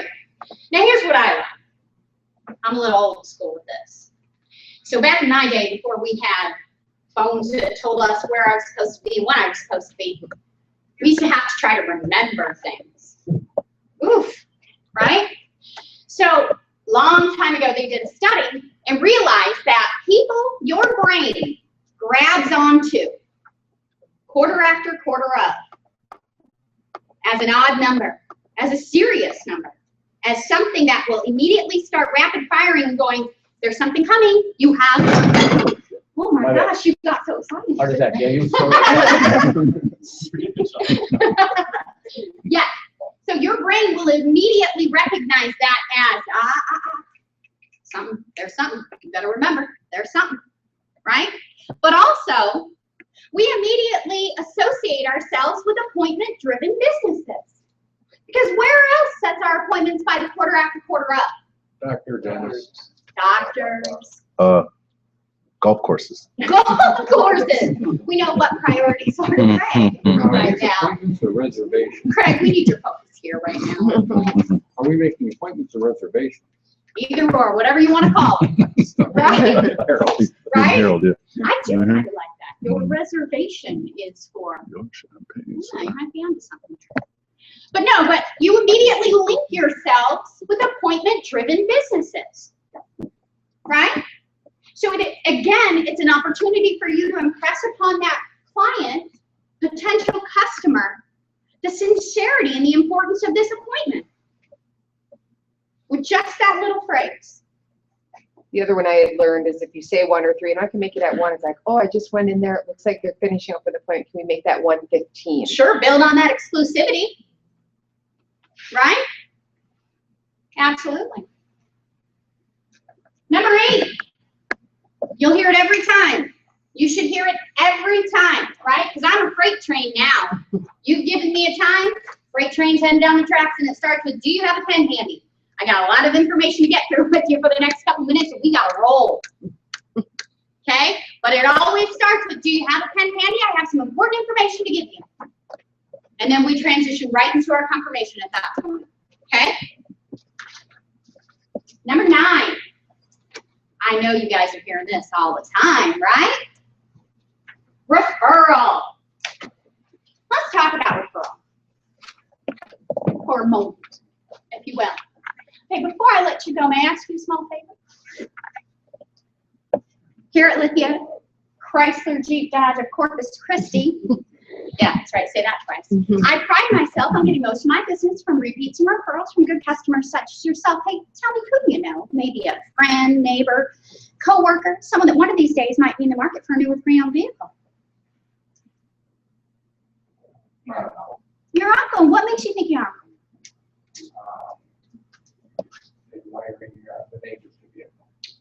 Well, I might know somebody that can help your uncle out. Hey, what's your uncle's first name? Bill. Bill. And how do I spell Bill's last name? W-A-L-T-E-R. Excellent. What is the best number for me to contact Bill? 555-121. Thank you, kind sir, for playing along. So, what did you notice about gathering a referral? What didn't I do right when he presented an opportunity to me? Didn't ask for permission. I didn't go right for the jugular, right?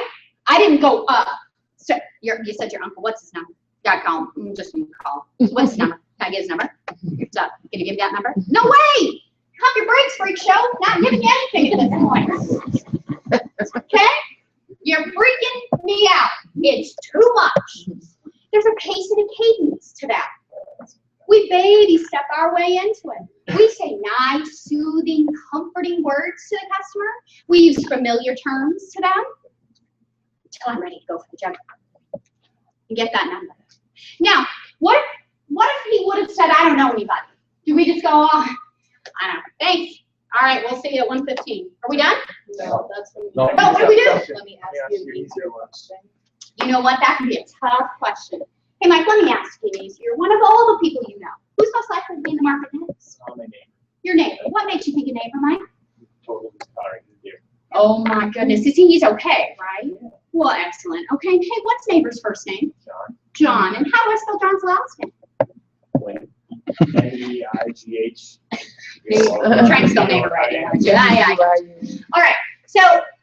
again, referral gathering is two-part. We know that, right? But there's two functions of it also. Function one is yes. We want to name a number, right? And 25% of the time you'll get it when you ask twice. Well, what's the other function of it? What is it? What? Who's the one? It's positive PR.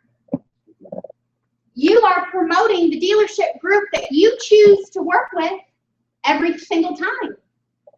Because what do people like? They like to buy from somewhere that has a large repeat and referral customer base. Because what does that mean? People are happy and you're doing something right by those people. So that's what we know about referrals. Yes, 25% of the time you'll get a name and a number, but the other 75% of the time, it's about the positive PR statement you're making about your dealership. Okay? Number 10, confirmation. Once again, you are scheduled to meet with my VIP manager at 1:15, and oh, my supervisor just walked in and would like to say hello. What is the importance? Why is that last manager TO so important? For example, if they just couldn't say no to the other person, that they're actually confirming their appointment and not wasting anybody else's time. You got it. Builds on the sincerity of it again, right? And you'll hear people, when you take a TO, you'll hear people say, oh, I didn't write that down. You know what, I'm gonna go ahead and write that down right now. It was 1:15. And there's nothing magical that as a manager that I say, but it is an opportunity for me to tighten up maybe a looser appointment or make sure that we've got a valid, solid appointment on the other end of the line. You've got a rep that constantly goes, oh yeah, you gotta go, oh, you know what, they had to go. And then consequently, they have a low show ratio. Well, there's a little something to that, isn't there? All right, that's about all I got. Yes, sir. I just had a comment on that. Very good. As a manager, don't ever ask the customer, are there any questions I can answer for you at that time at the end of it? The conversation is complete. Do not extend the conversation in that point. It's quick. End it. It's quick. It's just like this. Hey, this is Kendra. I just happened to be walking by. And Tammy let me know that you set some time to see us. When should I be expecting you? And I like that customer to regurgitate back to me exactly what they just agreed to. Again, impressing upon them the sincerity of what they've just agreed to. And then we ask, and we give them visual drive to the dealership. Even if you tell me you know where I'm located, I'm still going to give you my points. Right? Okay, so then you know we're right on West Bell Road next to the big, huge American flag waving. You can't miss it. We'll see you at 1:15. Thank you. Do not, as Craig said to his point, do not say, hey, do you have any more questions I can answer for you? Because they're going to have some. Right? You're going to undo it. Absolutely. And then managers don't miss the opportunity to do what we talked about yesterday. Make sure we have work phone number. Make sure email address. If you don't see one, you've got the other methods of contact. You guys are our catch-all to make sure that we have the information that we need to recontact the customer. Don, you had a question? What do we want the manager to do when he hears in the tone of the customer's voice that I don't think he's coming? Like, he said he's coming, but is there a word track for that? What do you do? Start all over or just say goodbye? I give it a shot. I don't think I asked too many questions based on tone. I get a little bit assertive. If you're going to be delayed, you will call me. I try to be a little stronger to see if I can hear a little hesitation or get an objection. So if you hear the hesitation, what do you do? If I just hear hesitation, but they still commit, I'm still booking because I'm also then going to confirm. Mm-hmm. And so generally what happens is I will get my my customer try to back out on me on my confirmation. And I can then, as the manager making that call, overcome objections, firm it up, hopefully not have to, but cancel it if necessary, so that we're keeping our appointments pure. So that really happens more on the confirmation than it unwinding at the TO. Most of the time, the customer still holds it together. I mean, that may sound a little doubtful, but they don't want to go back. They don't want to go back through the process again. So they keep it together for him. It's the confirmation where it'll start unwinding on. And that's part of the 50% that aren't going to show anyway. So you're going to have 50%. So that could be that one person that's not going to show up anyway. So. And if you do in the confirmation, he's not coming, you're just gonna break the appointment. I can't. Do you, Yeah, do as you long as put it a happens minus prior to one the on the appointment go time. green board? Break it. You put a -1 on a go green board for that? No, Not on the go, no, we don't not do on the that. go green board because that's your daily, hourly. That's not a good motivator on. But now, when we start talking about calculating proper show ratios, things that CRMs don't always do, it's your total number of appointments set, less cancellations that occur prior to the scheduled time, divided by the amount of by the people that show. So most of your CRMs, you got book and show. You got book, show, no show. It does not always give you the ability to cancel. Some do, some don't. But a proper show ratio, if it cancels prior, not after, that's somebody. No show goes in there too. Pay plan. If it's after, no show happens. So that's why in the reporting that Craig went over, we maintain a secondary, an appointment log that we help monitor as well. That tracks the actual performance of the department with regard to show ratio, because it calculates your set minus show. I'm sorry, set minus canceled by shows. Do any of the CRMs track it your way? Yes. You have to, again, CRM, you get out of it what you put into it. We've got to make sure that we have a canceled, it's set as a status, so that you can actually then go in and mark that as a canceled prior to it showing. So, all right. Any questions? Kendra, good job. Hey, Break time. It is break time. So you guys take a 15. round of applause for me a break. It's a break. So, 5 minutes after, we'll get back together. We're on the downhill slide. That's right. On the downhill slide. And go get some music on. So yeah, yesterday was. So let me look. First of all, let me mute this. Let me mute this right here. So people can't hear what we're saying.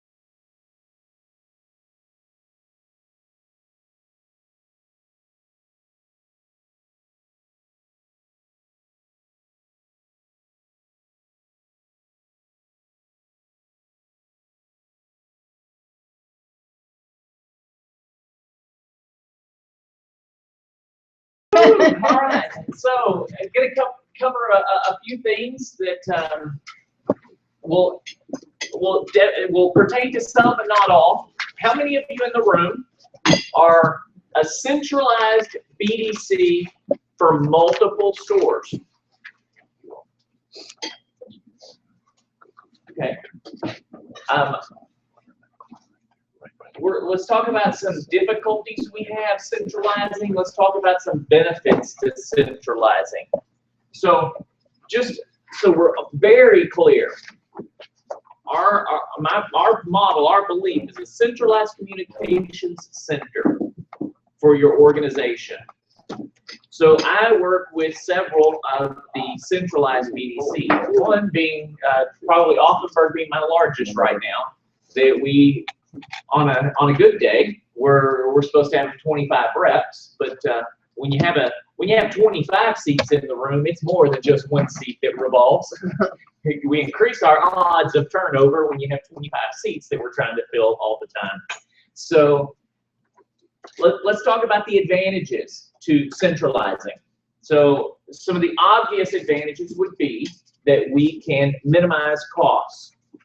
Yes, we increase our staff size, but I don't require a staff and a manager at each location.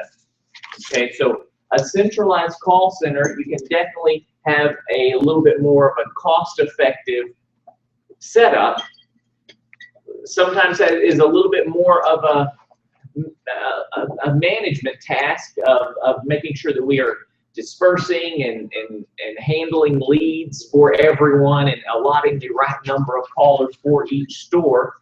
So the perfect model would be, I love the off-site, not in the store centralized BDC. So let's take our Offenburg store for an example. That store, how many? 7? How many? We have 14 rooftops, we have 7 franchises. 7 franchises, 14 rooftops, and we're in a building that is not inside of any of those. They're off in its own building, so it's where Dan offices and does training, and we have the BDC. So what that allows us to do is focus on each individual store and not be inside of a store, giving the store that we're inside of the most attention.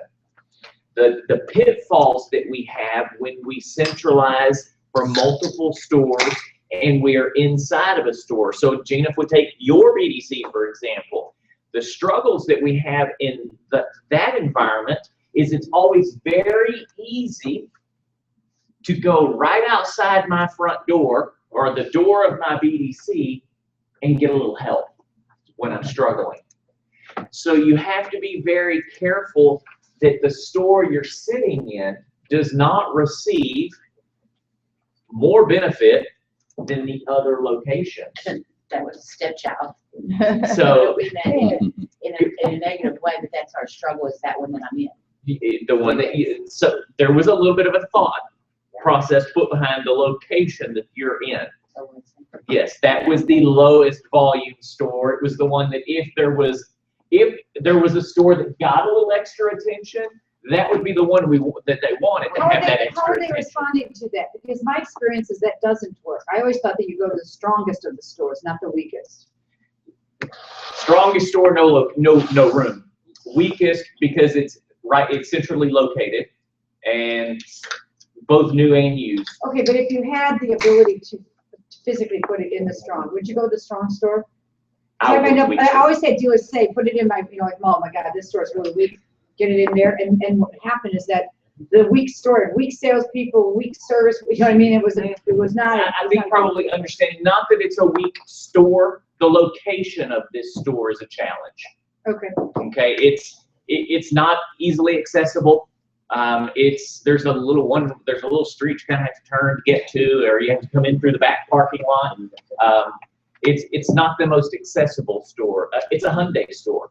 So Okay. product is great, and they're pre-owned in Hyundai. So the product is great. They have a great size inventory, but the location makes it harder to get to, so everyone tends to go to the other 2 stores. And the Dodge building is so huge that when they pull in, they see Dodge, and you tell them to come to the Hyundai, And they just, it's like it's invisible. So You can tell them 50 times. not that it was the weakest store, you know, at the time that we launched the BDC, decent manager, probably some of their better sales staff over there that they had put over there for some help. So, so you have to really think when you're centralizing that you don't create or you don't drive a wedge between your stores based on the amount of impact that one store will get over the other.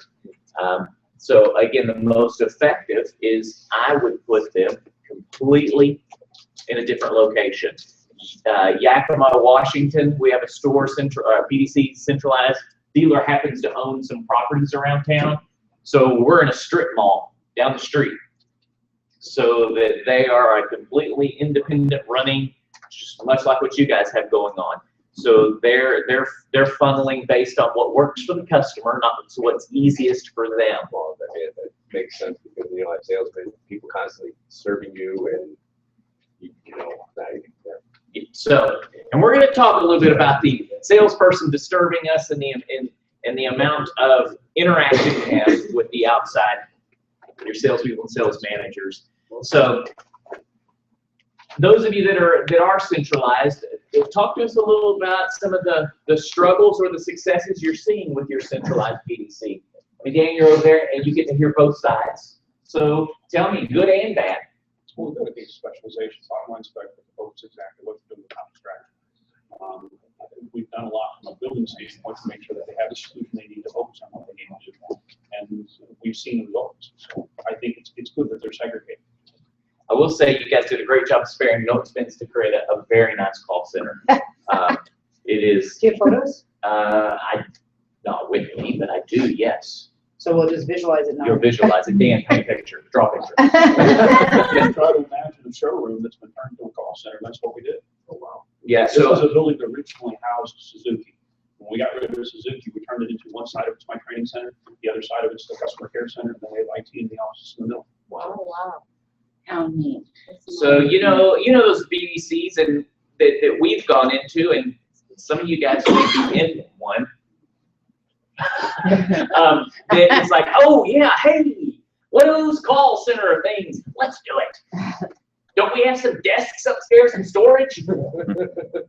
And some chairs, and you know it's those chairs that we've worn out. But because we as car dealers, we're thrifty. Don't get rid of that. That chair's not broken, it just leans a little. So we pull all of that out of storage and we throw it in, I don't know, a back corner somewhere. There's a BDC in actually a very nice store in a St. Louis suburb that it's right on the other side of the men's bathroom in a very small dark hallway. It was one office that used to house one person, now houses 6 reps and a manager. But one of the keys, we heard him speak, Olympia, Offenburg was set up, that's a BDC, what? It's not a startup. It was a change, right? So there's an existing infrastructure that they re-engineered to take over with our model versus a BDC startup. So they had critical mass, they had history, they had performance. So look at that, how do you get there from a startup perspective? So when you talk about, you hear some starting to put a closet in the back room, think about that as you have a model for growth and setting up a BDC for the first time. So you don't have to start off being a magnificent showroom they take over. You start with getting what? Traction, growth, proof of concept, business model growing, and then as you have proof of concept, you have a return on investment, the model's working, now you expand and get to where you need to be. Because you got to get, it's called consistently getting management buying. So we started Kendra and them at Lakeside with the rotary telephones. We graduated. We saw some benefits, so we've now got those ones with the light up buttons that you click in. Moving up. The paneling is, hey, it was retro. It was there, it's like the 60s there. Yeah. It's just about that. Yeah. It was retro. So yeah, we're bringing it back. Bringing it back. Launched that BDC first day. What do we do, Kendra? Oh my God, all the furniture. They did get some new chairs. They're in boxes. So, we're putting chairs together. So Offenburg, I mean, yes, it is an enormous BDC with, I think there's actually 30 workstations in there now, 3 managers' desks that are at the ends and head of each line of callers, so great looking setup. So just make sure if we're centralizing, that if we're doing it on site, that as a manager, we're watching very closely lead distribution, the call campaigns, and where we're sending leads. So Gina was just asking a question because they're having some of those struggles already. And we want to make sure that we're making the decisions of where to bring the customer based on what is best for the customer. What's going to what's going to get a customer closed? If you've sold a customer 3 or 4 cars, and I set an appointment on a call campaign, that customer likes you, the smartest thing I can do as a dealership is let's get that customer back with the person they like, right? I mean, we're smart people. We know that's the thing to do. If we have a customer that has no associations, has no salesperson, but they live right next door to the Hyundai store, that's what's convenient for them, and they mention that. Well, we don't say, well, you know, we're calling you off the list for the used car store across town. Let's go across town. We want to make sure that we're working smart. Joni said it yesterday. You know, there's a lot of people in this industry. We work really hard. We work hard. But let's work smart and be effective. So if you're centralizing, you have to pay attention to the flow of the customer and make sure that if you have a store that is struggling, how many of my BDC managers today can tell me what your used car department's goal is for the month? And where are they right now? What are they tracking for? Good. So because everyone's looking around, that provides me an answer. You guys have to get involved. Remember, you can't put yourself in the back corner of a building, do your thing, and not be a part of that team. You need to know that if our used car department has a goal, we're falling short, but everyone else is on target, I need to help. I can make an impact. I can change their world. So we have to be involved. You've got to make sure that you're meeting with that management staff every morning and ask them, where are you at today? How was yesterday? All right, well, then give them a plan of how you're going to help become part of that team. Don't just go distribute. Don't share just your floor track. Be part of the team. Be part of the plan. So we've talked a little bit about no salespeople in the BDC. We lock the door and throw away the key during business hours. Guys, in this industry, you know, if you work in a dealership that has a service department, there is a bit of a wedge between service and sales. That just somehow was created over the years. They don't always work the best together. You know, you really have a hard time getting a service advisor to prospect for sales and a salesperson to really push for service business or go make calls to find service business. It's a bit of a wedge. We sell, you service. Well, we don't want to have that wedge between the BDC and all other departments. So there's a boat dealership that I've worked with, and one of the things that they did, and I thought was absolutely terrible, I went right next door to the BDC to the finance guy and was talking to him about the BDC right next door, and he goes, I really don't know anything about that department. That's off limits. We're not allowed to even step foot in there. That's crazy. That is absolutely crazy. Salespeople, think about a salesperson, a new salesperson even. A new salesperson, you come in, you go, hey, that's that BDC thing, we're not allowed in there. What's their first impression? What's their reaction? How do they feel about you as a part of their team and their future? They don't even know what you do. So you have to be careful with that. Don't let salespeople in. We have to be transparent in this industry. They need to know everything that you're doing. You want a sales manager to develop a great appreciation for what's going on in the BDC. Have them spend a little time with you. All American Chevrolet, new salespeople start. Guess where they spend their first week, 2 weeks? cold calling junk. Cold calling junk. Guess where? In the BDC, following scripts, listening and hearing what the BDC reps do day in and day out. Those guys walk out of that room with a tremendous appreciation for what happens there, a great understanding for what's going on in the room, and some skills when they walk out. So don't lock them away in the bell tower and throw away the key. Get everyone engaged, from sales management to service to salespeople. Make sure that everyone understands each person's job. Usually when she stands up here, I'm getting, are you rushing me?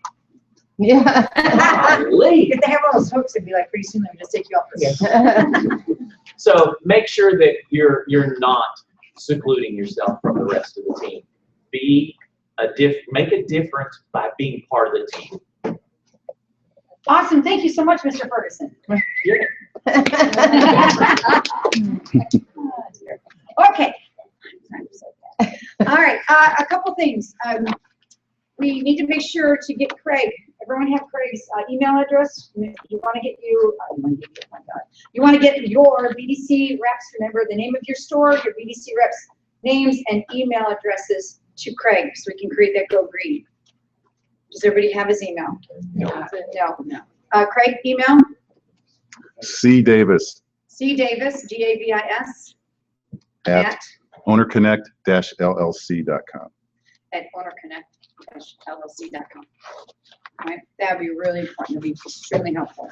Also, when we conclude shortly, we would really appreciate your help for just a couple of minutes to do a quick video snip about the workshop that we can get on YouTube. So if you could just come over and do that, only if it's complimentary, you don't get to say a word.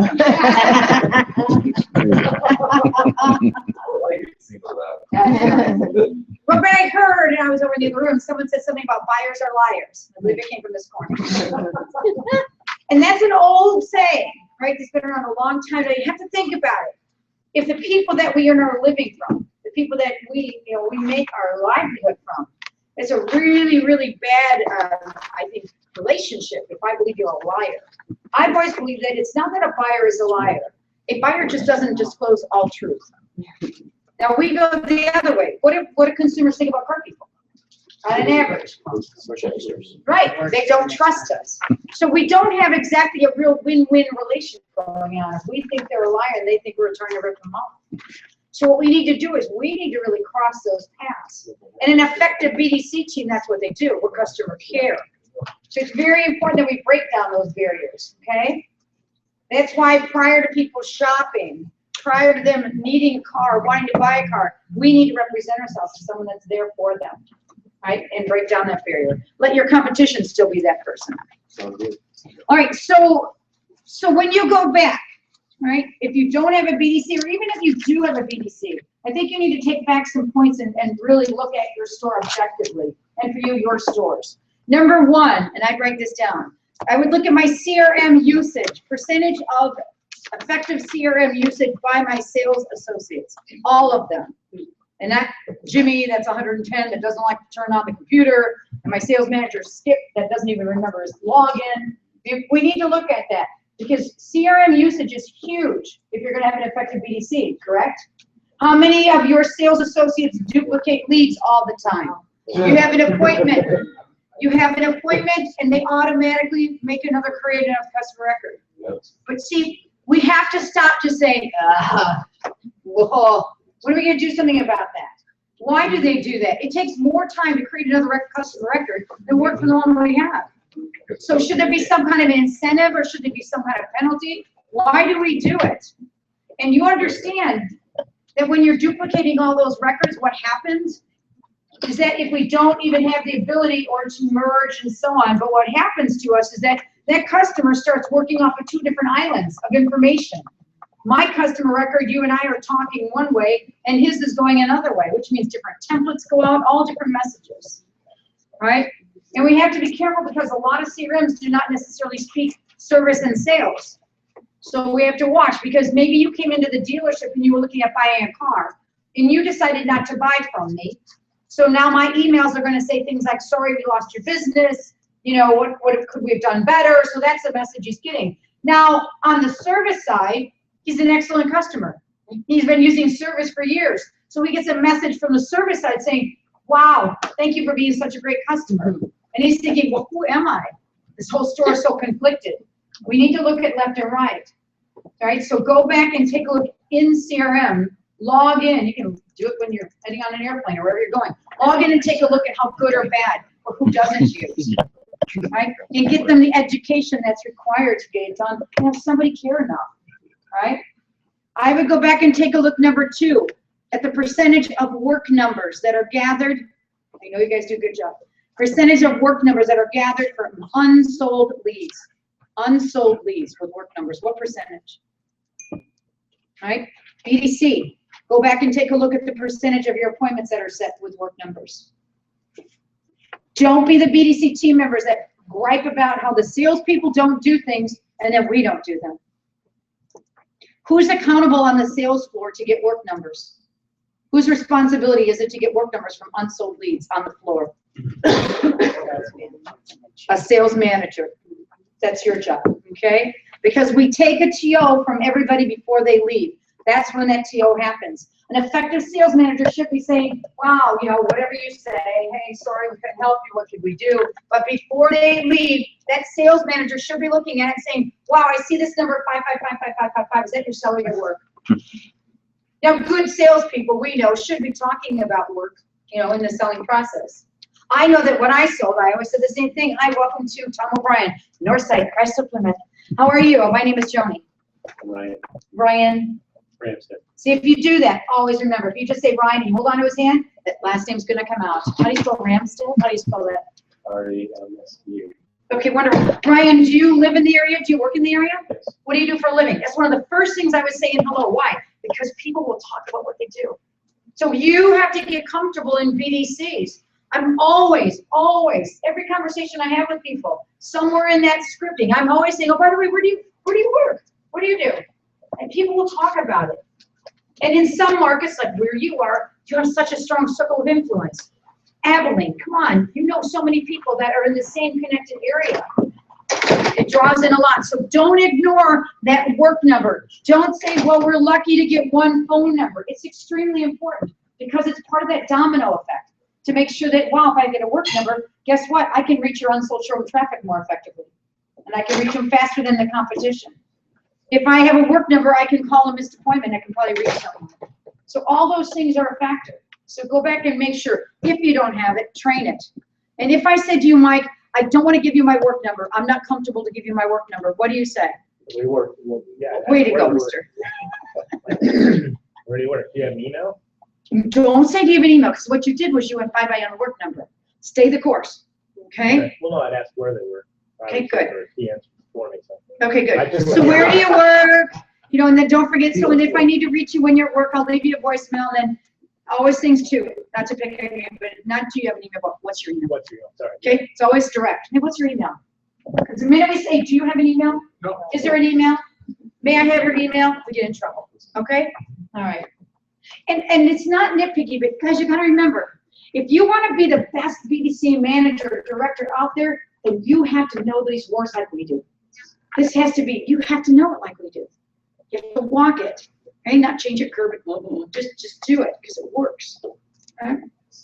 All right, also, take a look at the percentage. We talked about it briefly yesterday. Take a look in your CRM at your sales dashboard. What percentage consistently of your showroom traffic is sold compared to unsold? Remember what we're looking for? 40%. No more than 30%. People don't sell 40%. We don't. Well, maybe not. We don't down here. Because we know that if they're saying they're selling 40% of their fresh ups, we're not following up. Yeah. So, and I believe if I was a sales manager, my job and responsibility would be every day to get my sales associates to find 2 ups to log in a CRM with work number. Find them. I don't care if they're going to buy car in 30 years. Okay? Find 2 people a day and get them with a work number in the CRM.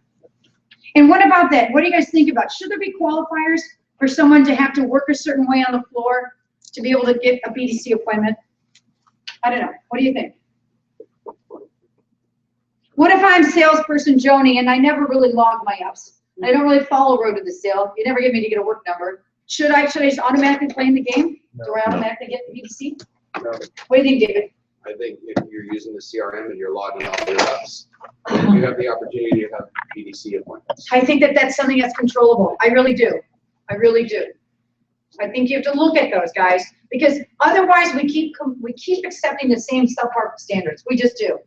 And it's like, wow, you do a great job, and you actually, are listening to the fact that we don't want to write duplicate records and create this and do it. So you're following those parameters, which anybody can do, right? There should be a standard because it's a huge benefit, right? Okay. Just like watch it. If you start in your open board, hey, anybody that says hi and they're a VIP appointment BDC, you get them. Okay, but the minute people start skipping VIP process, I pull them out of the opportunity. You do. Give them the opt-out program. Yeah. Okay. All right. Number 4, determine your call priority, especially if you're starting a brand new BDC. What's your call priority? We do not believe that when we start a BDC, we should come in and take all calls right away. Phone up, internet, service. Don't want to do that. The most important step, I believe, is teaching your initial team how to make outbound calls, how to be prospectors, how to develop business. That's the most important step of all. Right? They master that, and keep in mind, especially when you're in a transition point, because let's face it, even if we give a great sales job to your sales team, right? Salespeople, sales managers, and they're like, this is going to be awesome. There's still going to be a couple guys in the room going, I don't know about this. Something bad's going to happen. We know that. We're going to take it out of our paycheck somehow. So that's what they think. So if every appointment on the board, more or less, is self-gen, it's a pretty easy sales job, guys. They walk in, they're like, who's that guy? Well, actually, he's a referral from a guy who sold 6 years ago that you haven't talked to in 6 years. Perfect. Right? I have a question. Yes, sir. What do you suggest? Do you suggest when you first come into your first contact, email or phone call? Always phone call. Always phone call? Always phone call. Yeah. Always. And I know that there's other people out there that are like, always email first. And if a person sends an email, that's the way they prefer to be contacted. I go, well, if there's a phone number there, that's kind of a conflict. We will never be able to guide a conversation, overcome objections the way that we could unless I'm live with you. And how many times do you guys read a text or an email and take it a different impression from the way a person meant it? All the time, don't you? You're like, wow, why are you upset? They're like, well, I'm not, So no matter what, and I know, David, you said it, there are a lot of people who just only respond to text and so on. Just do everything you can to create to every pathway. I want to text, I want to chat, I want to call, I want to email, but all of it, I really want to talk to you. I really want to talk to you because there's nothing more powerful. And nothing will be more, I think, genuine than actually hearing somebody say, hey, the reason I'm calling you is I just wanted to say thank you. We sincerely appreciate you. Oh, I mean, you read that in a text? Or how about all those letters we used to send out? We sold cards. You had to mail out your thank you cards, right? And we'd mail those out, and then, of course, inside it would be like, here's my business cards. Give them to your friends. It's like, we tried. Killed trees everywhere. All right.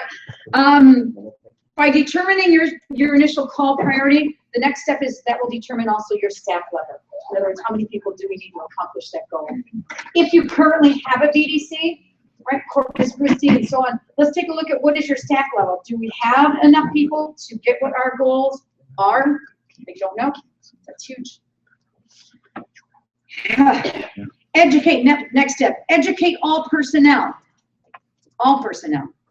In other words, receptionists, advisors, right, salespeople. You will never be that dealership that gets to, okay, let's take Raymond Chevrolet right here in Antioch, Illinois. Raymond Chevrolet, we started with that organization. They're Chevrolet and Kia.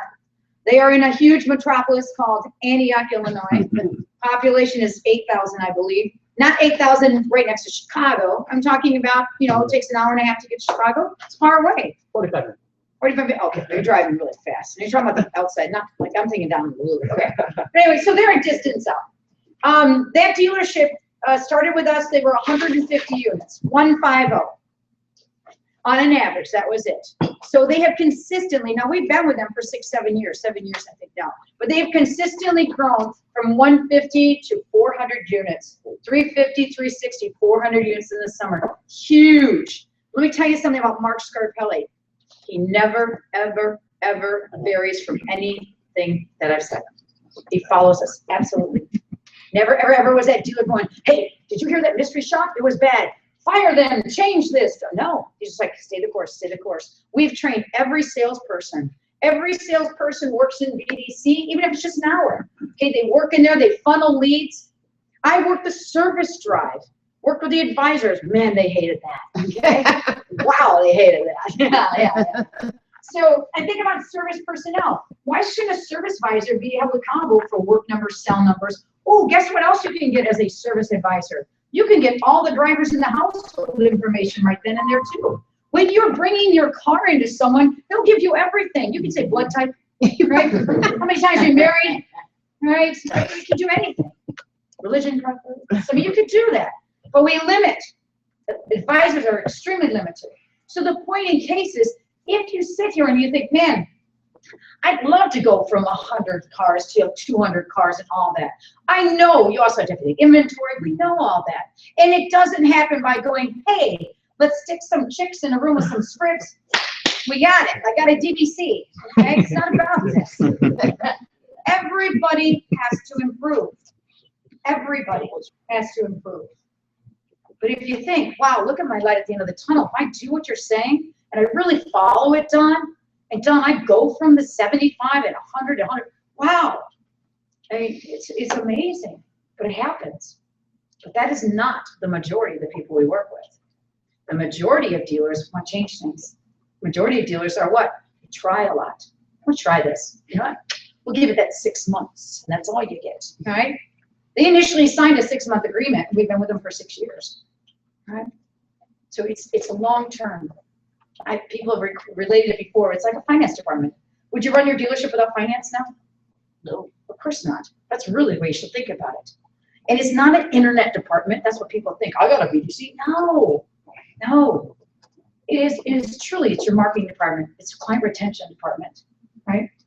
It is truly the way that we work and manage and hit our objectives. And I always pray, like I say, that your competitors don't buy what we do, because they will knock you out of the park. And think about it. If you, Don, you come up with a great marketing campaign, great idea, you blast it everywhere. What do your competitors do? Copy paste. Copy immediately. So then guess what happened to your great idea? Diluted. Then you come up with another great idea. If you listen to us and you run it the way we're saying, guys, and understand that there will be bumps in the road of life. There are. But you can't be the bump in the road of life going, well, we're out. Hey, what about ABC? They do it better right here. Oh, come on, guys.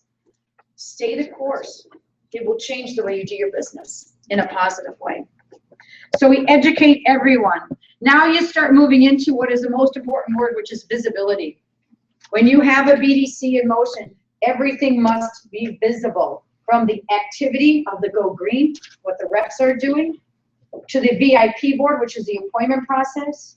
I think it's extremely important when your showroom board says today's invited guests and it has 10 names listed there. Throughout the day, you should notify on that board if they showed or not. So if they showed, did they buy? That's great for salespeople. Remind salespeople that if there's 10 names on the board, minimum standard means 5 are going to show. Because there are a lot of people in our lives that are half empty class people. The minute they see 10 names, you know the half empty guys go, yeah. Half those guys aren't even going to come in, right? So we always go the other way, yeah, but half will. So track that. Put in motion right away. Take ownership. Sales manager of the referral form. It's the easiest thing out there. Easiest way for you to start doubling up that end of referral business is to get the floor in motion with a referral sheet. Does your dealership do that at Dream Cars? Absolutely not. Okay, and why not? It's not enforced, but I will make sure that it gets Okay, put that on your shoulders. Just be the biggest nag they've ever met in their life. With a smile, okay? But see, your dealership starts every day with you and all your management team and sales associates. I love it. And they go through everything as far as yesterday's ups, and then they bring you on and say, here's what we have for you. You have to take it the next step and say, let's also look at what we brought you yesterday, what you did or didn't do, what work numbers we do or don't have, and you sold 6 cars. Where are my referral sheets, okay? Amen, because people always make me laugh. It's like when we bring it in, they're always committed. Oh, yeah. We're to do that, Joan. Right. But it won't happen. They won't follow through unless every day I came to you going, Ryan, right? Where's my 6? And remember, what do? Once you talk to the manager, then you send out what? Remember, the email was 72 font, dealer principal, 6 cars sold, 0 referrals. What would you start doing? You'll be directing attention. And if you do that every day, just like one of the BDC reps, I said to her, hey, where's the referral spreadsheet we put together? So every day I want to track how many you got from which salespeople. And she said, oh, I stopped doing it. I go, why? She goes, well, nobody ever asked for it. I said, guess what you did? You just became part of the problem, right? So if you're in this room because you want to be solution, then do it, right? We give you the guidelines, do it. Follow it, do it, rock. If nobody else does, who cares? You be that person, right? Day 3, 0 referral sheets. Oh, and by the way, day 3, 0 referral sheets. If we would have collected from the 15 people, right now we would have 30 leads. How much would we, how much would we pay for that, Troy? To have those opportunities. $660. Bingo. I love that math guy. All right. Managers meetings. How often do you meet with the managers? Do you meet with David and? All the time, yes. I mean, in a structured meeting, not David running in going, why are you writing my scripts? What are you doing?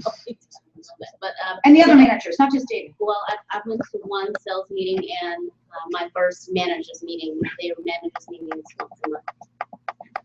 Okay, that's not enough. How often do you meet with the managers? Not to go to the desk and say, let's look at today's appointments. How often do they have manager meetings? Don't look at you. No, I'm just, never. Okay.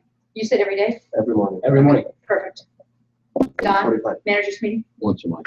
Once a month? Not once a month. Every couple of weeks. Every couple of weeks. Okay. I mean, I love what you guys do. Every single day you guys meet. I love that. Not meeting for meeting. Oh, no, just a productive. Where is she? Oh, she's not here. Not a every day meeting. You would understand. How about you? Sales meetings every day. Sales meetings every day. We don't have BDC. That's okay. Managers meet in that sales meeting as well. Okay. Troy? We have a team meeting every morning for 20 minutes. And then we meet once a week on a structured time, exact place of all the sales managers. Sales managers. Okay, good. BDC should be a part of that, correct? All day long, absolutely. All right, next question. Should BDC reps come to sales meetings? Yes. Yes. Absolutely. Okay, what do you guys think? No. Who said no? And why? To manage meeting. No, sales meeting. Oh, sales meeting, everybody, yeah. Okay. What do you guys think? Any hesitation there at all? Just be careful. It depends on what kind of. Be careful about the sales meetings, and this happened at Raymond Chevrolet, because they hand out a lot of money in their sales meetings. A lot of cash going all around the room, right? Yeah, and the BDC reps are going like, all right. Remember that $500 you said the salesperson would blink twice at? Yeah. Change the BDC reps world. It does. So just be careful. Even if they're part of it for just the beginning part of the meeting, then bring them out. But watch the whole money cash here and there, because some stores are just amazing of that. And the reps are thinking, I'd like to apply for a position in sales, please. All right. Okay. You're veterans. How many of you have that veteran salesperson or people that are somewhat reluctant about the BDC or feared, or you're concerned about them and so on? Yeah, who's that? Tom Copeland and Jim Isaacson. They've both been there 25 years. Yeah. And the referral sheets, it's the best part with Tom. I'll make sure he has his referral sheet. As soon as the deal's done, give me the referrals. I don't want to see him, and the business manager will come over, the finance guy. I found this referral sheet, the dealer jacket, and it's blank. So I give it back to Tom. And then Tom has an excuse why that doesn't work. Yeah. So they struggle with change. They do. And they're not held accountable for change sometimes. You have to be very careful. I thought it was the opt-out program. We have levels. Yes. Opted out of the opted out. My programs are blanketed, but sometimes the blanket gets pulled off to the side a little bit. Well, I mean, no, let's face it. You have somebody that's been there 25 years. That's a long time, like part of the institution itself. The reality is, though, how many units do they sell on an average per month? Tom probably 15, Jim probably 20. Okay, so you think about it. Why in the world would they not be at 20 units every month if you're there 25 years? So the way that you really should approach veterans, we should be taking a rep or two and giving them specific time period just in that database. That's Because how I Tom won't approach call it. his customers. I'm sorry? Tom won't call his customers. I don't want to talk to him. That's good. I want to email them all. I want to email everybody. It's Tom, call your customers. They want to hear from you. They trust you. They love you. They know you. Maybe not. He doesn't want to call Okay, so then I would just take his database and run with it. That's Because you have to think about that veteran person, and also, what is your policy in your store? How do I sold you a car. How much do I have to stay in touch and note it in the CRM to keep that as my customer? Every 90 days. After the first month. I agree with that. Do you have a policy like that? What's your policy? Okay, we're saying that. Birthday and anniversary. Joni, I mean, you sold cars. I sold cars for 7 years. I remember telling my customers, I don't go out on the floor and take ups. I get most of my business from repeat referrals. You know that. You bought several cars from me. Who do you know that deserves the same service and quality, trusting relationship? Because nobody wants to go to a stranger car dealer. It's the worst fear of life. They all want to know somebody in the car business. They know you. You're the guy. It's the easiest sell in the world. They're not being sold, they're being told. And I think that's where the disconnect comes with your older salespeople that are on board because they don't see value. Yeah, agreed. Don't see the value. So the question back on is, when someone sells a car at your dealership, how frequent are you holding them accountable to stay in touch with that sold customer in order for us to keep it as theirs? Because you got to look at it. You're going to start calling back past sold customers, 3 years old, 4 years old. We go in CRM and I can see you sold them, right? I see no activity. I see nothing. Now, maybe you tell me you talked to them because you saw them on service. Does that equate to them staying with you? No. There should be something required, right? Because otherwise, it's not your customer. It's the dealership's customer. That's why they came back. Every 90 days, we believe. Plus, they're saying birthdays and anniversaries, blah, blah, blah. So I don't know if that's what your policy is. And I'm not sure you know it. So find out. Yeah, that's what they have in place right now. I mean, they do it with every customer that they have. If they don't have an activity, actually, if they don't have any activity for 90 days, they close out the need. So they close out whatever contact they have. Who closes out what contact they have? They put it to be closed out. I think the system actually automatically closes me out in 90 days. We have to reopen and create a new opportunity. That's wrong, okay? Because you'll forget to do that and you'll lose a bunch of people that opt. Right, they should never close out. But the system does it itself. That's what I'm saying. We can change the system. We don't have that at the other, Lydia stores. Okay. Do you have a policy? I'm sorry, I just was looking at the work. What's always funny, Joni, is when we go over the appointments in the morning, that there's 20 or 25, invariably a salesperson that's been there 5+ years, which we have a few over half. Well, that's my customer. When's the last time you talked to your customer? So it's not your customer, it's our customer. So we have a little disconnect there. But I think you better go back and make sure that we do reconnect and we put it in written form and people understand. If I'm starting a BDC, I give everybody fair warning. You have the next, I don't care what, 30 days to reach out to everybody you feel is important to in your life. Otherwise, it's going to what is the store policy. So, and if you've been there, as I said, you're a veteran, you've been there for 20 years and so on, I would be embarrassed to think you sold 12 cars after all that time. You know, you should be, my gosh, killing. 30, 35. Right. Not moving out of your office. Right. So if you feel that they're of value, I would probably take a BDC rep and give them specific time to assist that veteran, at least when you're presenting it, so that the veteran feels like, hey, this is great. Mm-hmm. How many people, when you sell 20 cars a month, feel like they need an assistant to help them? Haven't you heard that forever, Don? When are you going to give me some help here? Okay. There's a salesperson at a Chevy store in, I don't know where, somewhere in Pennsylvania, like Bedford, I think it was. Bedford, PA was. He sold an average of 60 cars a month himself, 60 in a Chevy store. That's it? Yep, that's it. Week. And he would, he had like 2 assistants that did his calls with him. Why not? His own little dealership. Do you know what's funny though? He sat through my workshop. He had like 100 people there in the workshop. And he came up to me afterwards. He goes, I want to thank you. He said, I have been leaving so much money on the table. I'm like, My God.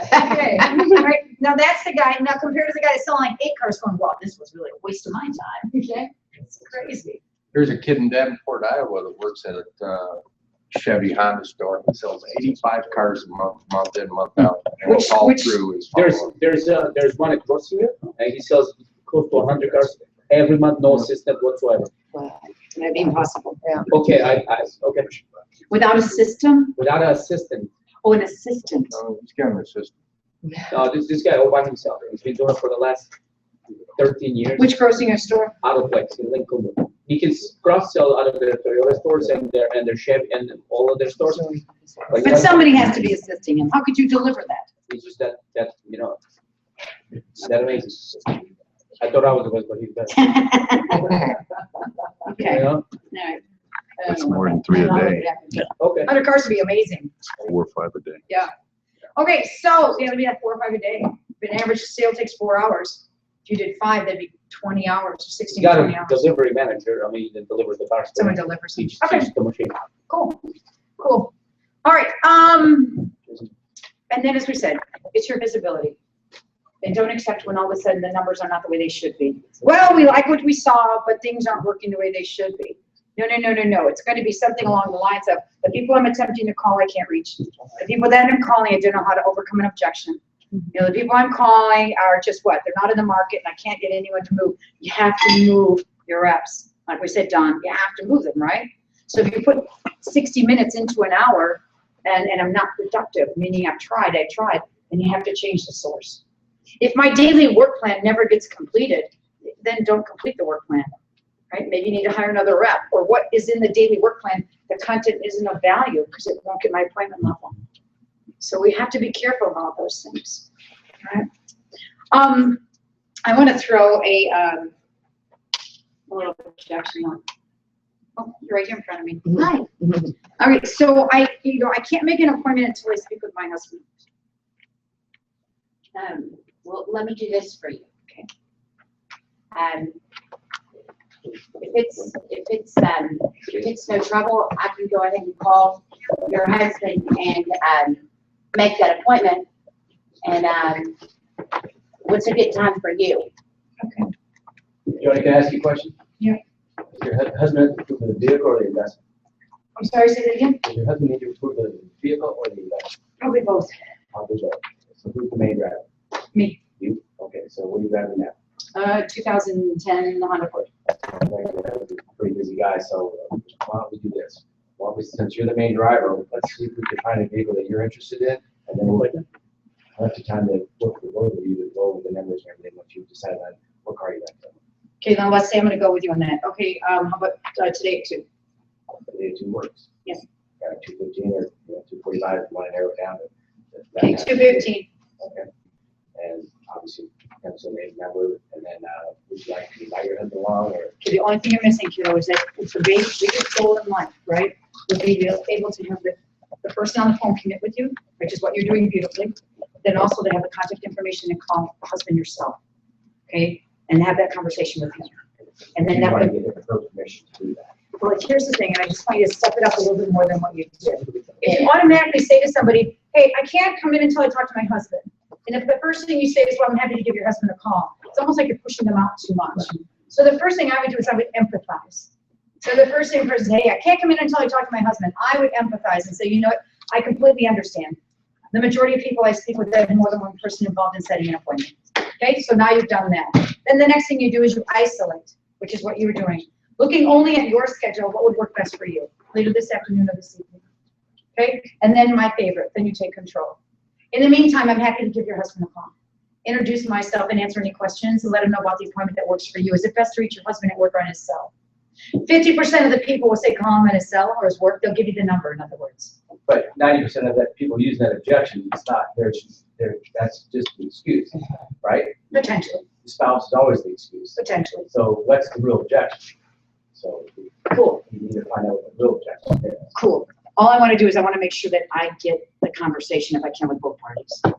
Because I know my show rate will be off the chart. If I talk to the husband, he says 3:15 works for me. And then what's the other thing we're going to do when we call the husband? Not just verify the appointment, but what else do we do? Ask for referrals. because everybody has their own circle of influence. So we have that. Okay.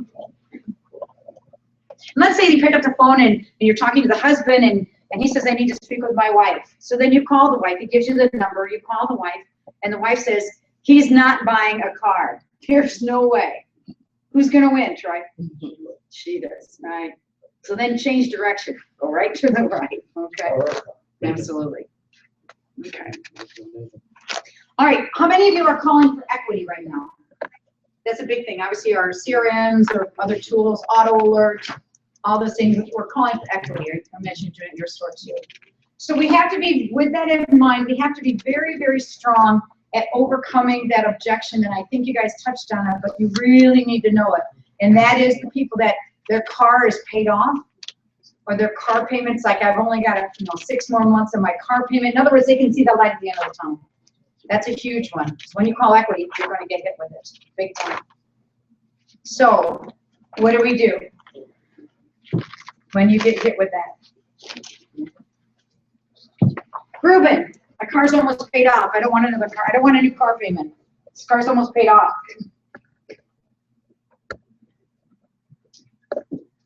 Hi, Ruben. You don't want another car payment? Yeah, my car's paid off. I mean, I paid 6 years on this bad boy. It's paid off. I'm done. I want to drive it for a year without payment. We hear that all the time. What's really bad is you hear BDC reps going, I understand. They're like, yeah, I get it. Or they're like, I don't have any money. I'm like, me either. I'm like, no. Because I learned that when I sold cars. I remember people saying, I can't afford the car payment. Then I'd call back a few months later and what they did, they bought it. I'm like, what do you mean you bought it? I couldn't afford it. I believed you. That's when you don't want to work right. Don't work the desk. Work the customer, correct? So you're calling on equity. Do you call on equity? Very little, because we don't have too many that have equity on our page as far as my database. Oh, yeah, you do. You just don't know how to find them. Well, no, we put it up and we'll have roughly about 5, but we have one of the ladies that's a salesperson that came from service, so she kind of hits them up on the morning before we even get there. Okay, so what I'm going to do is I'm going to log in. I need your password. I'll log in to Elites. I guarantee you guys sell them. How many cars did you sell last month? 270. Yeah. I mean, you're not a small store. You have more than 5 equity customers a day. So we'll just help you find them. Okay, cool. All right, so Mike, hi. Hey, I don't want a car payment. I completely understand. The only reason I bring this up is for 2 reasons. Smart guy. Number 1, your car will never be worth more than it is right now. Number 2, your car is 6 10 years old. Yep. 6. And you could be risking potentially large future repair bill. While your vehicle is still in good running condition, how soon can we get you in to evaluate it? I have 5 o'clock or 6 o'clock. Okay, so you have to pull back and be very logical. I mean, in that statement, I'm always saying, is your vehicle 6 years old? Is it out of warranty? Okay, so think logically. Yes, it is out of warranty. Okay, great. So right now, your car will never be worth more than it is.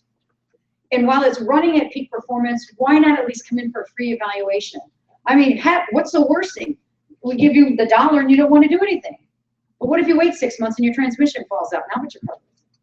You know, not a heck of a lot. So try to pull back logically, because equity is a huge one for most stores to be calling, but you're going to get hit with that. You're definitely going to get hit with it, because we do all the time. Do you know what it means if I say my car has equity in it? Well, as you stated, if I'm understanding it right, it's almost paid off, but they have very few payments left. So in other words, paid off. good. So your car's worth more than you owe. Okay? All right. Important tool. Usually we tell them, we have a customer for your car. I'll pay all the money for this car. Come on over. Okay. Sure. Kind of like the old school. Like, I got a buyer for your trade. Okay. Okay. Well, that's kind of what Lisa was saying. That line is really important in the scripts to somehow just state, hey, here at ABC Motors, we're in strong need of quality pre-owned vehicles. If I can offer you enough money for your vehicle, we'll just sell it to us. Because most stores need those trades or need the vehicle itself. Okay, so question, what's the high-end car sales? What's the high in the car business? What's the high-end car business? When we do what? What's an exciting car? What's a great day for you? When you sell a car or sell a lot of cars, correct? Yeah. You set your goal at 10 and you sell 15. Wow, you're a car salesperson and you sell 3 cars in one day. I did that once. I remember that day. Okay, I remember because on Saturday I went out, I spent all the money on my commissions that I didn't have yet, and then two deals on one on Monday. I was like, so so that's the high in the car business, right? You work 12-hour a day, correct? What are we doing? And that, just keep talking. You work a 12-hour day. Okay. Sorry. It's okay. You work a 12-hour day and the day flies by, doesn't it? Right? 12 hours, you sell 3 cars, 2 cars, whatever it is. They're turning out the lights in the showroom and you're thinking, why are we leaving? This is so much fun. Okay. Now, what's the low in the car business? Selling nothing, right? Selling nothing. Being there for 12 hours or 10 hours or whatever your store is and selling nothing. Now, how many of you sold cars and had days like that? I did. Okay, I did. And if you live with somebody and you go home at the end of that 12-hour day and you live with someone and you go home, what does that person ask you when you go home? How's your day? How was your day? Which is code for what? What did you sell? You sell anything? Exactly. They say, how was your day? But it's really, did you sell anything? So then you respond, no, I didn't sell anything, but she didn't either. Tina had a bad day, so did Lisa. But tomorrow is going to be a better day. So hope springs eternal. So now, how about going 2 days in a row and selling nothing? Awful, isn't it? Look at your salespeople that happens to. How about 3 days in a row and selling nothing? Now, what happens to the mental spirit when you go 3 days in a row and sell nothing? What are they thinking? Car salesperson's thinking what? You know, maybe I need to go to a different dealership was one of the first things. And they go home and whoever they live with at day 3 of selling nothing, and that person says, how was your day? And what do you respond? Get off my back, okay? So now you're really tension filled. So who controls that? How do we control the difference? Selling 3, selling nothing. What's the difference? I'm sorry? Okay, and activity with, let's say, productive activity. How about appointments? Confirmed appointments, confirmed traffic. If you have confirmed traffic, someone's going to show up. If you have enough traffic, someone's going to show up. You might actually be able to what? Sell a car. Okay? Sell a car. So any final questions for us as a team? No? Great job. Great. Well, we appreciate all of you very, very much. Let us know how we can help. Let's kick, you know what, in the rest of this year.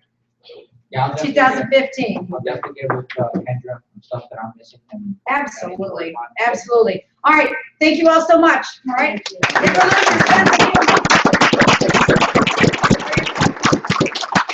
Oh, there you go. There's this information.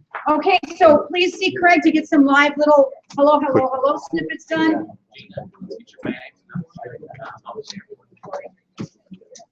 What she needs to go to your car? Okay. Well, I already have a car coming. Yeah, Troy's in it.